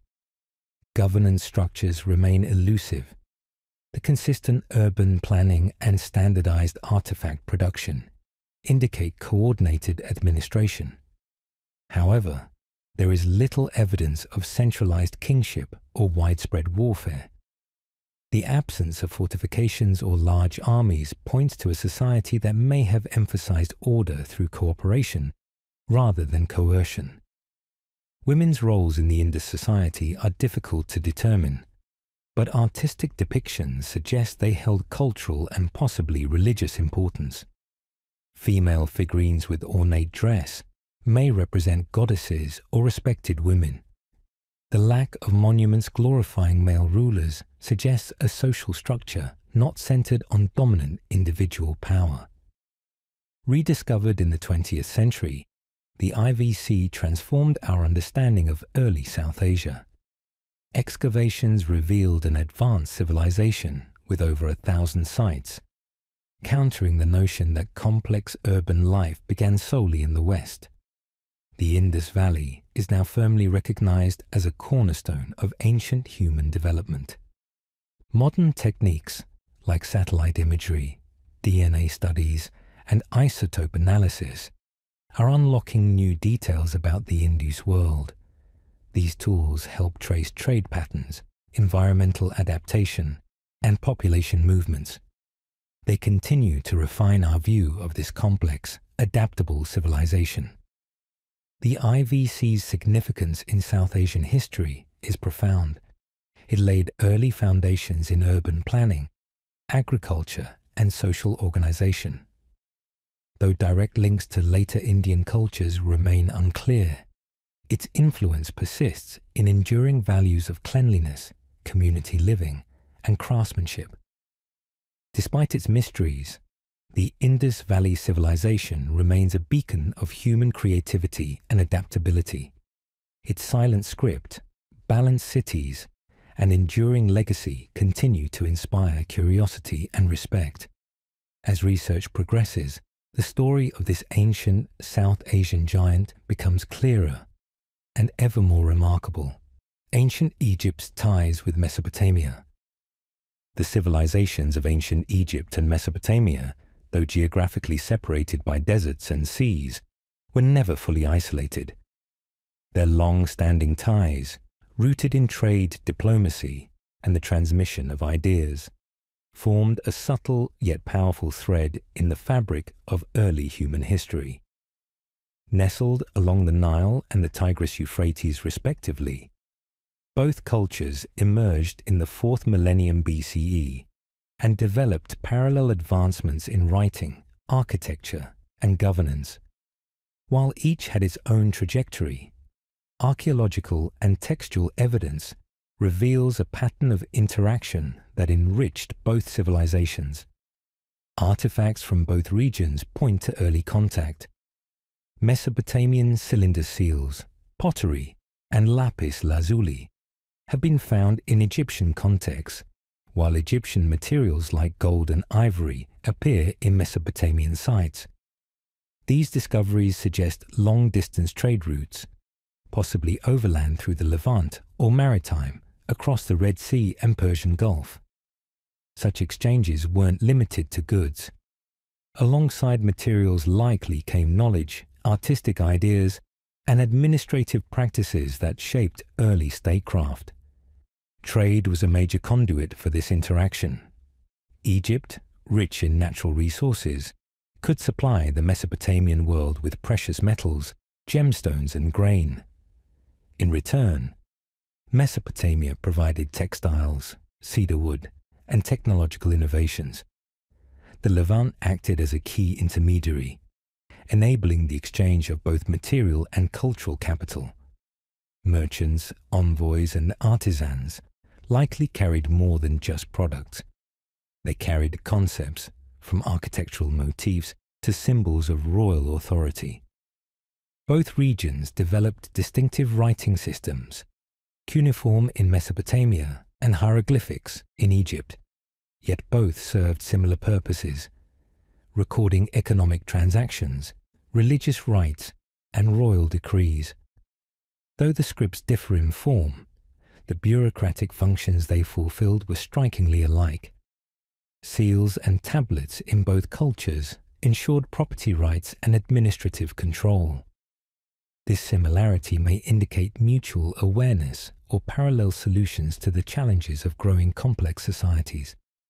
Religion also bore signs of conceptual exchange. Mesopotamian kings were chosen by the gods, but remained mortal, while Egyptian pharaohs were often seen as divine. Yet in both traditions, kingship was sacred, and temples served as both spiritual and economic centers. Deities may have remained unique, but the shared belief that divine will guided human rule reflects a deeper ideological alignment. Architecturally, both civilizations expressed cosmic and political order through monumental construction. While Egypt's pyramids and Mesopotamia's ziggurats differ in form, they each symbolized a link between earth and the heavens. Ziggurats, with their tiered platforms, predate the Egyptian pyramids and may have influenced their vertical grandeur. The materials, mud bricks in Mesopotamia, limestone in Egypt, reflected environmental resources, but the conceptual aim was similar: to immortalize divine and royal power. Perhaps the clearest evidence of direct interaction lies in the Amarna letters, diplomatic tablets from the 14th century BCE, found in Egypt, but written in Akkadian cuneiform, the diplomatic language of the time. These texts document correspondence between Egypt and Mesopotamian states like Babylon and Assyria. They reveal marriage alliances, political negotiations, and mutual recognition among ruling elites. This use of Mesopotamian script in Egyptian diplomacy signals not only cultural fluency, but also a shared political language. Beyond trade and diplomacy, there were occasional movements of people. Artisans, soldiers, and merchants may have traveled between the two regions, bringing with them tools, techniques, and beliefs. Some evidence suggests West Asiatic groups settled in the Nile Delta during the Second Intermediate Period, possibly introducing foreign practices that blended into Egyptian society. Ideas about law, timekeeping, and cosmology also circulated. Mesopotamian star charts and legal codes, like the Code of Hammurabi, may have indirectly influenced Egyptian practices. Egypt's solar calendar and astronomical alignments in temples show a parallel interest in celestial cycles, suggesting either shared origins or mutual inspiration in studying the heavens. Despite their differences, both civilizations valued stability, divine order, and cultural longevity. Each encountered rise and fall, conquest and renewal. Throughout, their fates occasionally intertwined, sometimes in conflict, often in exchange. The lands between them, Syria, Canaan, and the Levant, were arenas for both rivalry and alliance. As later empires rose, the Persian, Hellenistic, and Roman, Egyptian, and Mesopotamian legacies were woven together into broader imperial cultures. The early links between the Nile and the Euphrates remained foundational. Rather than remaining separate spheres, these civilizations demonstrated that even in antiquity, societies could learn from and influence one another. In this light, Egypt and Mesopotamia stand not only as ancient titans, but as partners in shaping civilization, proving that cultural interaction was a key force in human development, technology and tools. The Bronze Age begins. The Bronze Age, roughly from 3300 to 1200 BCE, marked a transformative era in human history. It witnessed the shift from stone tools to metalworking, introducing widespread technological, social, and cultural changes. Societies across Mesopotamia, the Indus Valley, Egypt, China, and Europe embraced bronze, an alloy of copper and tin, revolutionizing life in agriculture, warfare, trade, and governance. Bronze tools proved more durable and efficient than their stone predecessors. Farmers used bronze plows and sickles to till harder soils and harvest more effectively, leading to surplus food. This agricultural boost supported population growth and freed labor for crafts, administration, and trade, contributing to the emergence of urban societies and structured governments. In construction, bronze tools allowed artisans to shape stone and wood with precision. Builders created more complex infrastructure. Temples, palaces, drainage systems, and public buildings. Architecture reflected the growing power of organized governments and religious authorities, as craftsmanship became a symbol of civic pride and spiritual devotion. Bronze also revolutionized warfare. Weapons like swords, spears, and axes, along with bronze armor, gave militaries a clear advantage. Rulers invested in foundries and trained metalworkers to support organized armies. The result was stronger political control, territorial expansion, and fortified city-states. Military technology and political power became deeply intertwined. Trade expanded as demand for copper and tin grew. Since these metals were rarely found together, societies formed long-distance trade routes. Maritime and land networks connected distant regions, exchanging not only metals but also luxury goods, textiles, and ideas. Merchant classes emerged, and port cities thrived as trade hubs. Artifacts found far from their source regions highlight the global scope of Bronze Age commerce. Skilled metalworkers rose in social status. Their expertise in smelting and casting, especially with lost wax techniques, produced functional tools and artistic creations. Metalworking became a respected and often hereditary craft. Bronze was used not just for utility, but also for religious and ceremonial purposes, elevating its cultural significance. Temples featured bronze idols, ritual vessels, and musical instruments like bells and gongs. In many cultures, crafting bronze objects was itself seen as sacred. This spiritual connection to metalwork demonstrated how technology and belief were deeply interwoven. Bronze became both a tool and a symbol of divine power. Writing systems evolved in tandem with technological needs. Bronze styluses improved record-keeping, while growing bureaucracies demanded meticulous documentation of trade, agriculture, and governance. Scribes became vital figures, and literacy signified authority. Written records helped standardize administration across expanding territories. Bronze tools and weapons were also symbols of wealth and class. Elites used them for status, and their inclusion in burial sites revealed beliefs about the afterlife and social legacy. The stratification of society became more visible, with kings, priests, and warriors at the top, supported by artisans, farmers, and laborers. Competition for bronze resources fueled conflict. City-states and empires clashed over mines and trade routes, prompting alliances, warfare, and diplomatic negotiations. Fortifications, treaties, and military campaigns all reflected the strategic value of metal. Bronze shaped geopolitics as much as it did tools and weapons. Everyday life improved as bronze tools entered households. People cooked with bronze pots, sewed with needles, and built homes more efficiently. Agriculture expanded, shelters became sturdier, and clothing more refined. These tools enhanced both productivity and comfort. Bronze's appearance, lustrous and corrosion-resistant, made it ideal for decorative items.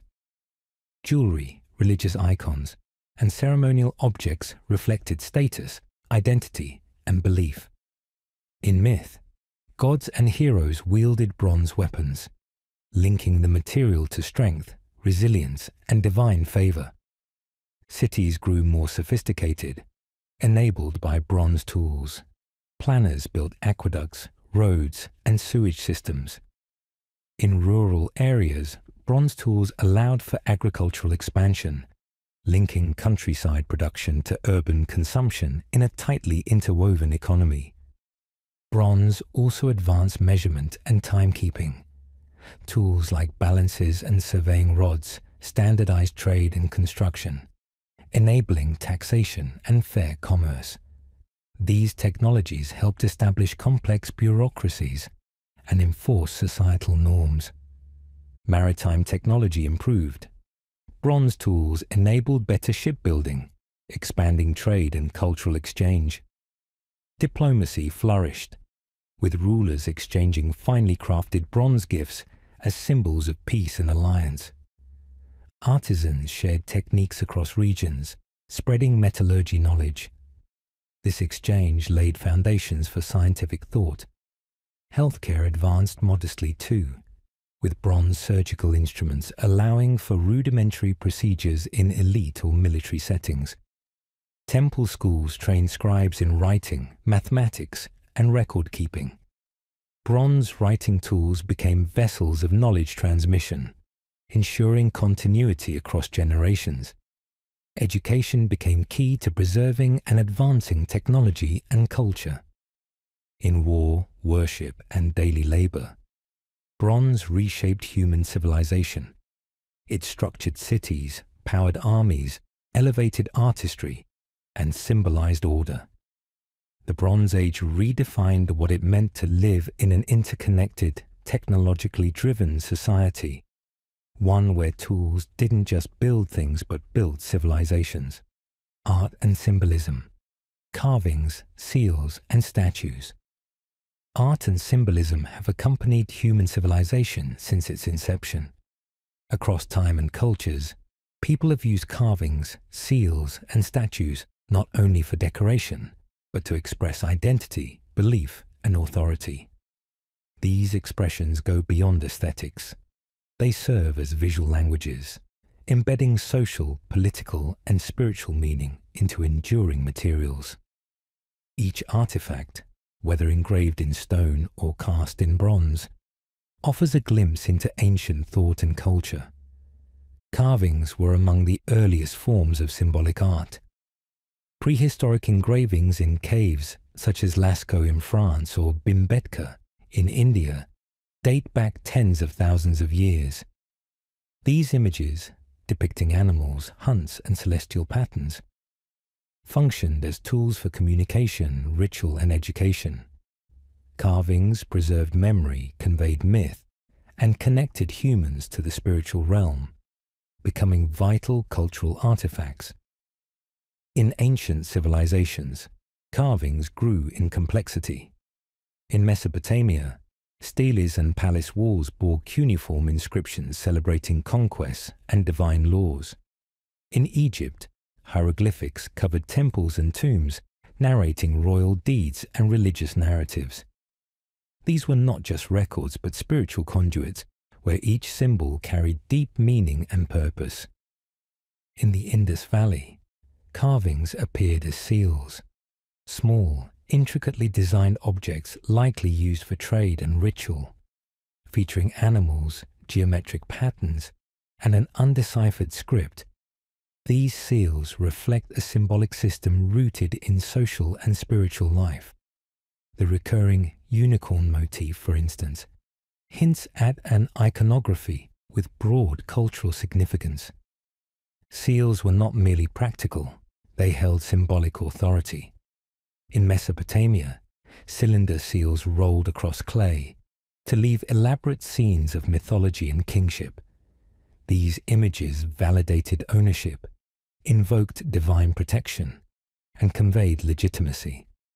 The designs encapsulated the values and complexity of the society. As empires expanded, seal iconography adapted through cultural contact.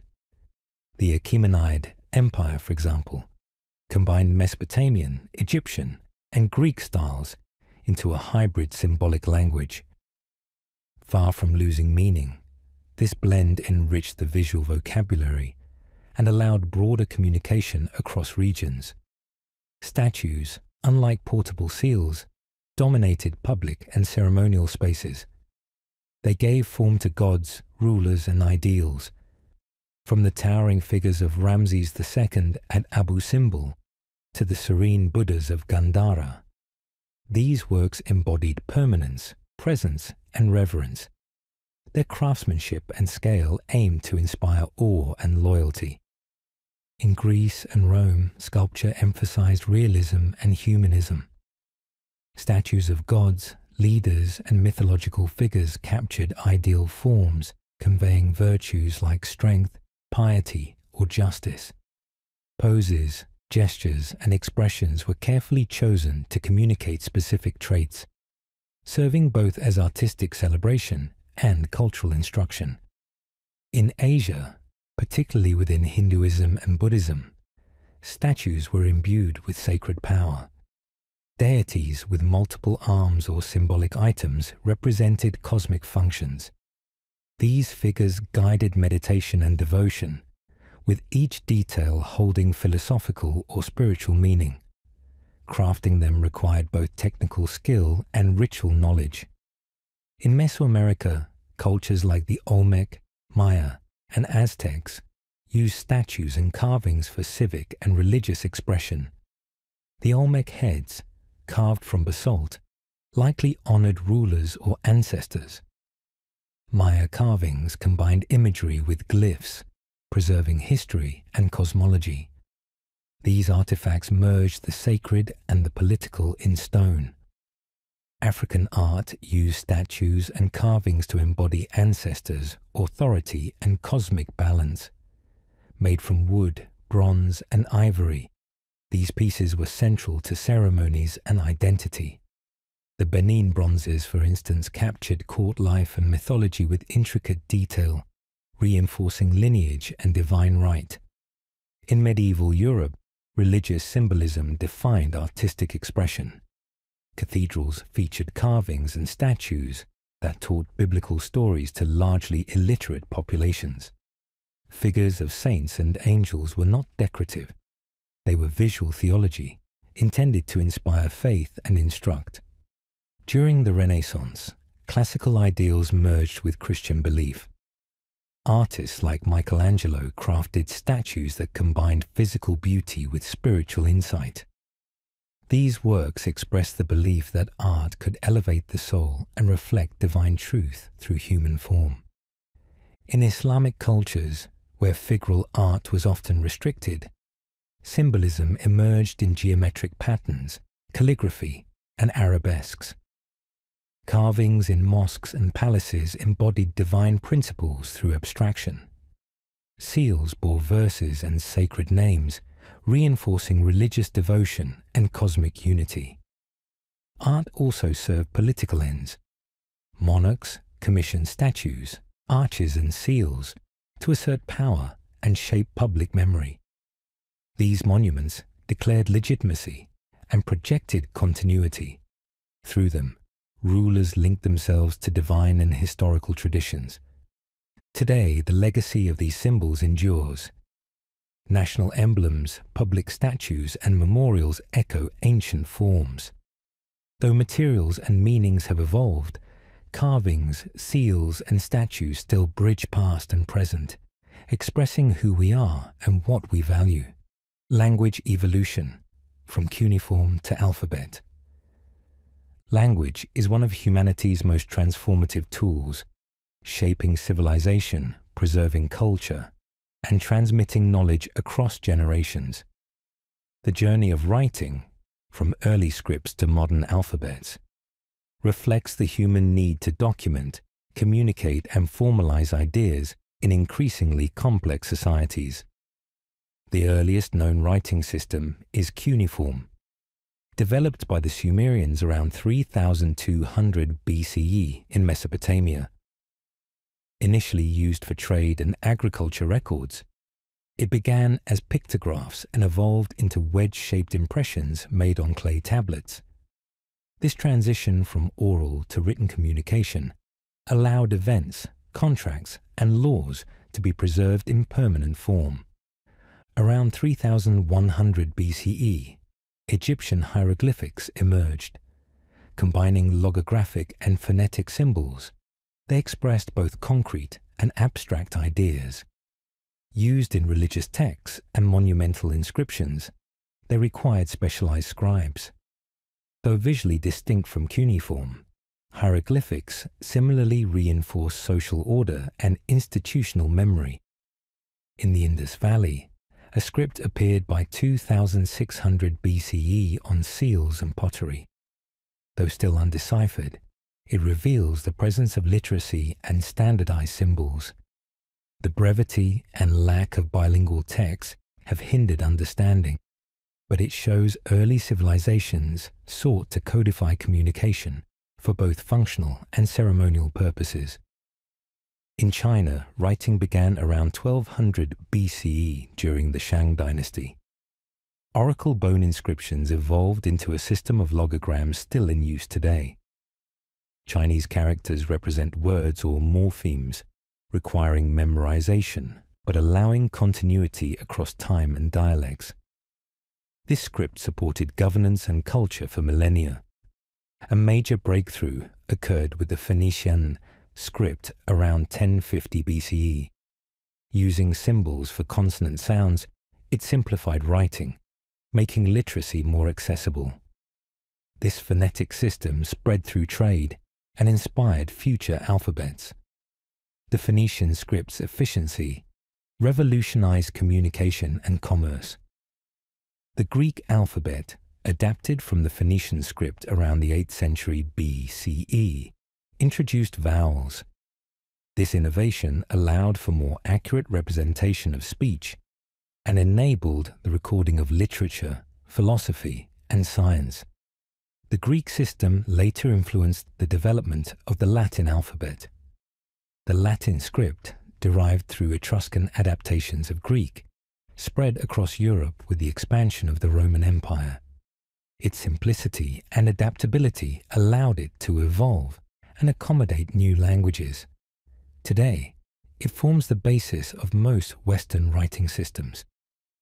In South Asia, the Brahmi script appeared around the 3rd century BCE. As the ancestor of scripts like Devanagari, Tamil, and Bengali, Brahmi represented both vowels and consonants separately.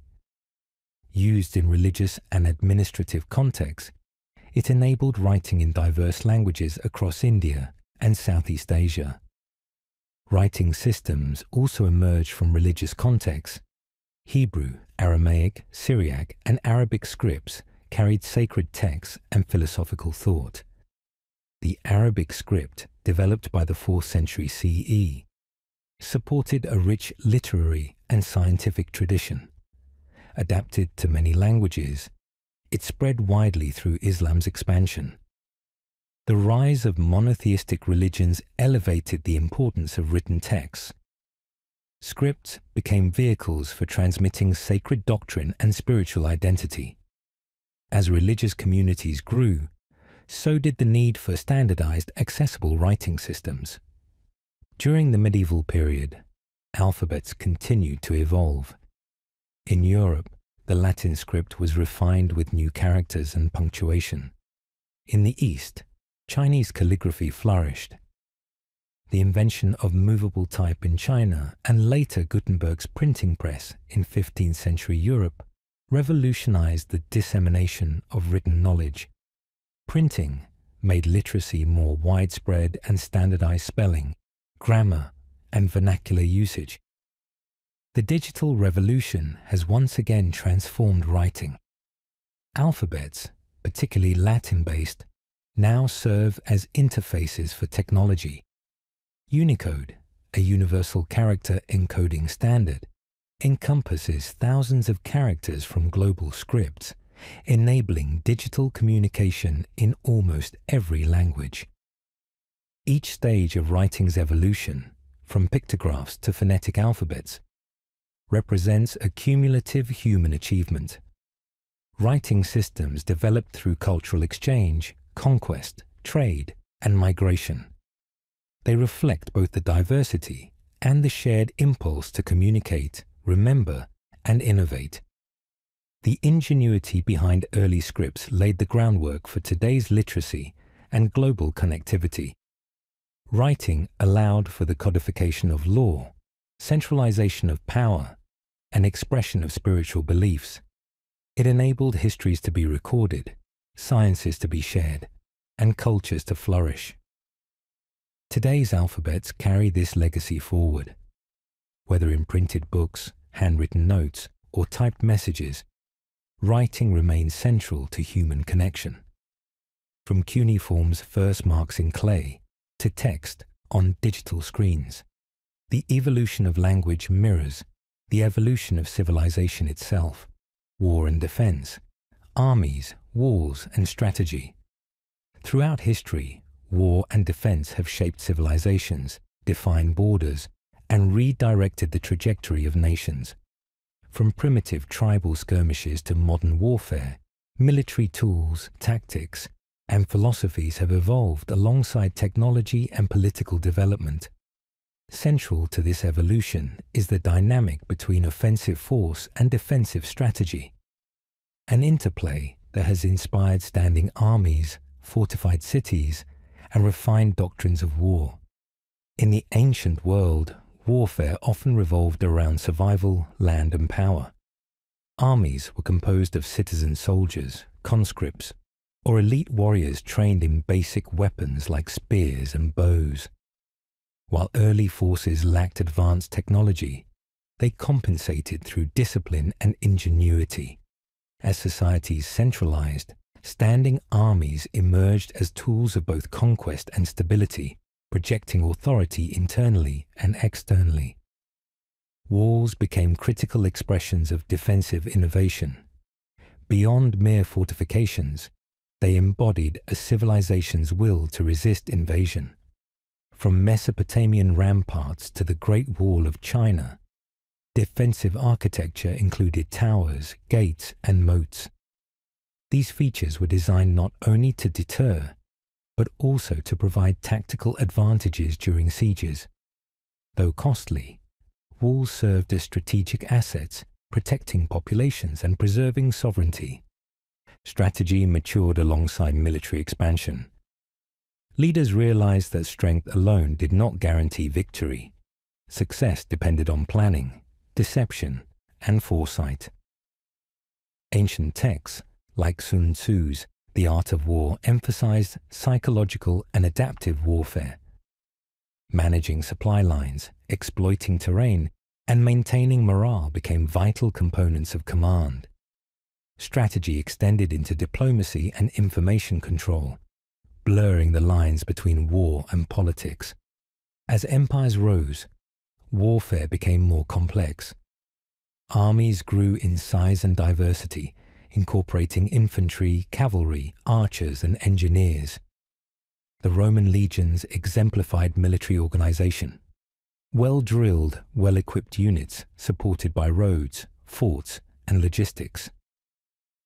Rome's long dominance reflected its ability to blend tactical aggression with strategic infrastructure and psychological deterrence. Medieval warfare introduced castles and feudal levies. Castles served as both fortresses and symbols of local power, built in strategic locations. Lords raised armies through feudal obligations, resulting in variable troop quality. Innovations like the longbow and siege weapons, such as trebuchets, reshaped combat. Warfare became less about direct confrontation and more about endurance, attrition, and strategic positioning. Gunpowder revolutionized warfare in the late medieval era. Cannons made traditional walls vulnerable, leading to the development of star forts with angled bastions designed to deflect artillery. Professional armies replaced feudal levies, and military roles became specialized. Early modern warfare saw increasing coordination between tactics, geography, and science, laying the groundwork for modern staff planning. The Napoleonic era brought large-scale mobilization and new operational methods. Armies grew into massive, coordinated forces. Napoleon's genius lay in rapid movement, concentration of force and surprise. His campaigns showed that war was as much about timing and morale as numbers. Strategy became fluid, requiring constant adaptation to shifting conditions and enemy actions. The Industrial Revolution introduced mechanized warfare. Weapons became deadlier. Rifles, machine guns, and artillery reshaped the battlefield. Railroads accelerated troop movement, and telegraphs improved command communication. During World War I, trench warfare created grueling stalemates. Defense expanded beyond battlefields to include civil protection and psychological resilience. World War II elevated total war. Global strategy spanned land, sea, and air, involving millions of personnel and industrial support. Defensive planning addressed bombings, blockades, and espionage.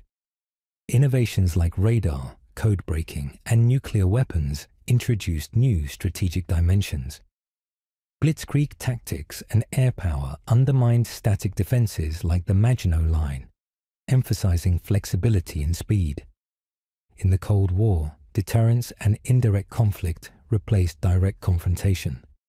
The threat of nuclear war fostered proxy wars, espionage, and ideological battles. Strategy integrated diplomacy, intelligence, and alliances like NATO. Walls became symbolic, the Berlin Wall representing ideological division as much as physical separation. In the 21st century, warfare and defense have entered digital realms. Cybersecurity now parallels conventional defense, protecting infrastructure and information. Drones, satellites, and precision-guided weapons allow remote warfare. Modern armies rely on real-time intelligence and integrated systems, but core principles, adaptability, preparation, and strategy remain essential. Today's wars are not just physical, but virtual and political. Border policies, digital firewalls, and diplomatic alliances all serve defensive functions. Modern strategy encompasses not only military readiness, but also economic security, public health, and environmental stability. The scope of defense reflects an interconnected world facing multifaceted threats. From ancient battlements to digital battlefields, the history of war and defense illustrates humanity's ongoing struggle to protect its people, values, and way of life. The tools may change, but the challenge persists. defending against aggression without compromising the very ideals that make a society worth defending. Collapse and legacy. What ended the first civilizations? The rise and fall of the first civilizations is one of history's most compelling narratives. From Mesopotamia to the Nile, Indus Valley, and Yellow River, early societies introduced agriculture, writing, centralized governance, and trade. Yet despite their achievements, these civilizations ultimately succumbed to a mix of environmental, economic, political, and social challenges. Their decline serves as a profound reminder of civilization's fragility and resilience. Environmental degradation was a major factor.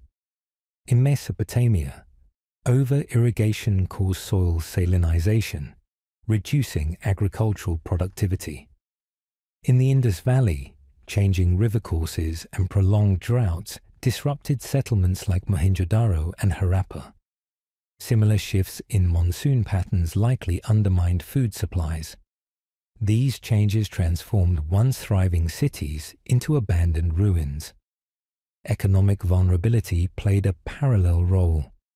Complex trade networks created interdependence, but when disrupted by war, climate, or collapse of partners, economic systems faltered. The breakdown of trade between Mesopotamia and the Indus Valley during the Late Bronze Age likely weakened both. Rising inequality also fueled internal unrest as elites hoarded resources while the masses suffered, undermining societal cohesion. Political instability weakened state structures. Succession disputes, corruption, and administrative failures eroded centralized authority. In Egypt's first intermediate period, regional governors fractured national unity, while in Mesopotamia, city-state rivalries prevented long-term consolidation. Fragmentation made these societies more vulnerable to crises, both internal and external. Warfare and invasions hastened many declines. As resources grew scarce, competition intensified. Nomadic groups often took advantage of weakened urban centers. The Gutian invasion contributed to the fall of Akkad, while the decline of the Indus civilization may have been exacerbated by migrations or incursions. War consumed resources, damaged infrastructure, and destabilized social order. Disease and urban crowding likely contributed. High population density, inadequate sanitation, and proximity to animals created breeding grounds for infectious disease.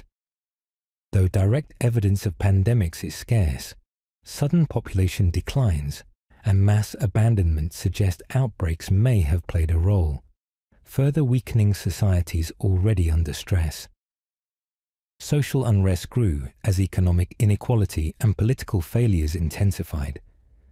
When ruling elites ignored the needs of the people or failed to respond to crises, legitimacy eroded.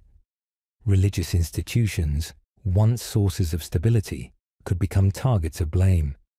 If foundational myths collapsed, so did the social order they supported. Urbanization, a hallmark of early civilization, carried hidden risks. Large populations required complex logistical systems. Disruption of water, food, or trade could quickly degrade living conditions. Overcrowding and environmental stress sometimes led to de-urbanization, as people returned to rural or nomadic lifestyles. Many cities shrank or vanished from the archaeological record. Cultural rigidity hindered adaptation. Civilizations often embedded tradition into law, religion, and governance. When new conditions demanded reform, such systems could resist change. This resistance became a liability in times of rapid environmental or political upheaval. Societies that failed to innovate often collapsed. Those that adapted sometimes survived. Despite their collapse, these civilizations left enduring legacies. Writing systems, architectural methods, legal codes, and religious ideas continued to influence later cultures. Cuneiform shaped later scripts. Egyptian administrative models persisted into the classical world. Even as cities fell, their innovations were preserved, adapted, and carried forward by successor societies. The ruins of these ancient worlds, temples, tablets, artifacts, remind us of both their brilliance and impermanence. Their stories are not simply of failure, but of transformation. Collapse often marked a transition rather than an end, reshaping human organization and thought. The fall of early civilizations also offers modern lessons. Complexity does not guarantee resilience. Technological and cultural advancement can coexist with ecological strain and political decay. Choices in governance, adaptation, and resource use often determine whether societies endure or fall. Importantly, human creativity and memory endured. Survivors, migrants, and neighboring peoples preserved knowledge and traditions. The influence of these early societies echoes through language, religion, governance, and culture. Their rise and fall remain relevant today, not just for what they built, but for what they teach. Studying the end of the first civilizations provides more than historical insight. It offers perspective.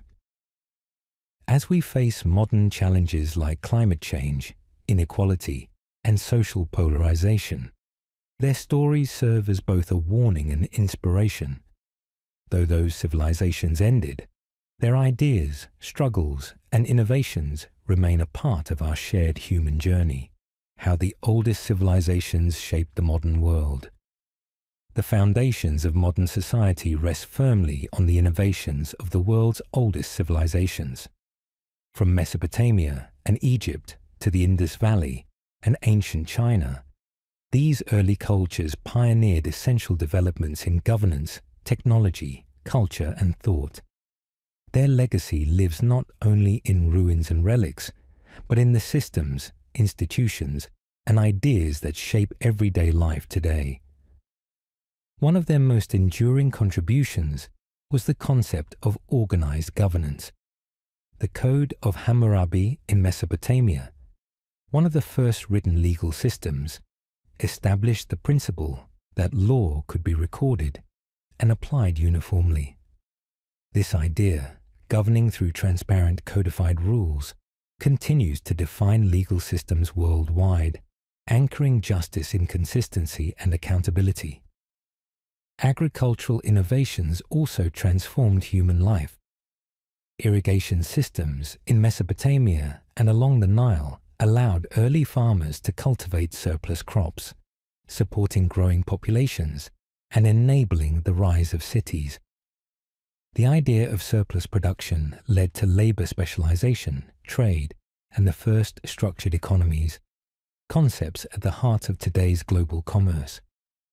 Urban design saw its roots in places like the Indus Valley, where cities such as Mohenjo-Daro featured grid layouts, public baths, and sanitation systems. This early approach to urban planning anticipated modern concerns with infrastructure, public health, and zoning. Organized, clean cities remain an aspiration for societies around the world. Writing systems, including Mesopotamian cuneiform and Egyptian hieroglyphs, revolutionized communication. Writing enabled record-keeping, literature, law, and education. These ancient scripts laid the groundwork for all future knowledge systems. Today, written language remains vital to governance, science, culture, and global exchange. Mathematics and astronomy also flourished early. Babylonians used a base 60 system, still evident in our measurement of time. Egyptians created a solar calendar to track the Nile's flooding, a precursor to our current calendar systems.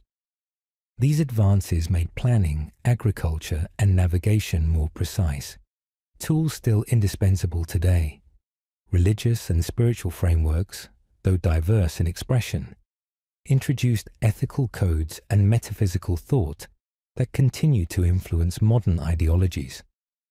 Temples and monumental architecture not only housed worship, but represented social unity, cultural pride, and technical skill. The moral and symbolic roles of these structures echo in modern houses of worship and public monuments. Education systems also took early form. In ancient China, Confucian principles emphasized scholarship and merit, laying the groundwork for formal schooling and civil service. Libraries in Egypt and Mesopotamia preserved texts on medicine, science, and philosophy, precursors to universities and research institutions. In commerce, early civilizations pioneered systems of standardized currency and trade law. The Lydians developed one of the first coinage systems, facilitating long-distance exchange. This innovation evolved into modern banking, currency markets, and international trade agreements. Military organization and defense saw structured development in places like Egypt and Mesopotamia, with trained armies, fortified cities, and siege technologies. The idea of professional soldiers, strategic planning, and defense infrastructure persists in modern military doctrines and defense policies. Art and cultural identity also trace their lineage to early societies. From the symbolism of Egyptian tomb art to the ritual masks of ancient Africa and the narrative carvings of Mesoamerica, ancient art conveyed religious, political, and historical themes. These expressions laid the foundation for modern storytelling, visual arts, and national identities. The role of women, while often constrained, saw moments of empowerment. Queens like Hatshepsut of Egypt held immense power. Priestesses in Mesopotamia played key social roles. These instances demonstrated an early acknowledgement of female leadership, influencing modern conversations on gender and equality. Environmental management also emerged. Early civilizations altered landscapes for agriculture and construction, but sometimes suffered collapse due to resource mismanagement. These historical patterns offer modern lessons in sustainability, echoing in today's efforts to balance development with ecological stewardship. Timekeeping, too, has ancient origins. Observations of celestial cycles in Sumer and Egypt led to calendars that aligned human activity with natural rhythms. The division of time into days, months, and years began in these early civilizations, forming the basis of our daily routines and global time systems. Even diplomacy has deep roots. The Amarna letters show ancient rulers negotiating treaties and alliances, using written correspondence and envoys, clear precursors to modern international relations. Peaceful negotiation, even in an era of conquest, was valued and institutionalized.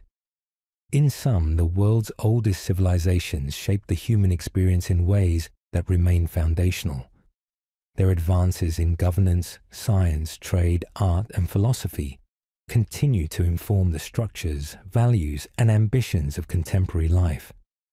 Understanding their legacy offers not just insight into the past, but a clearer vision of the forces that still guide us today.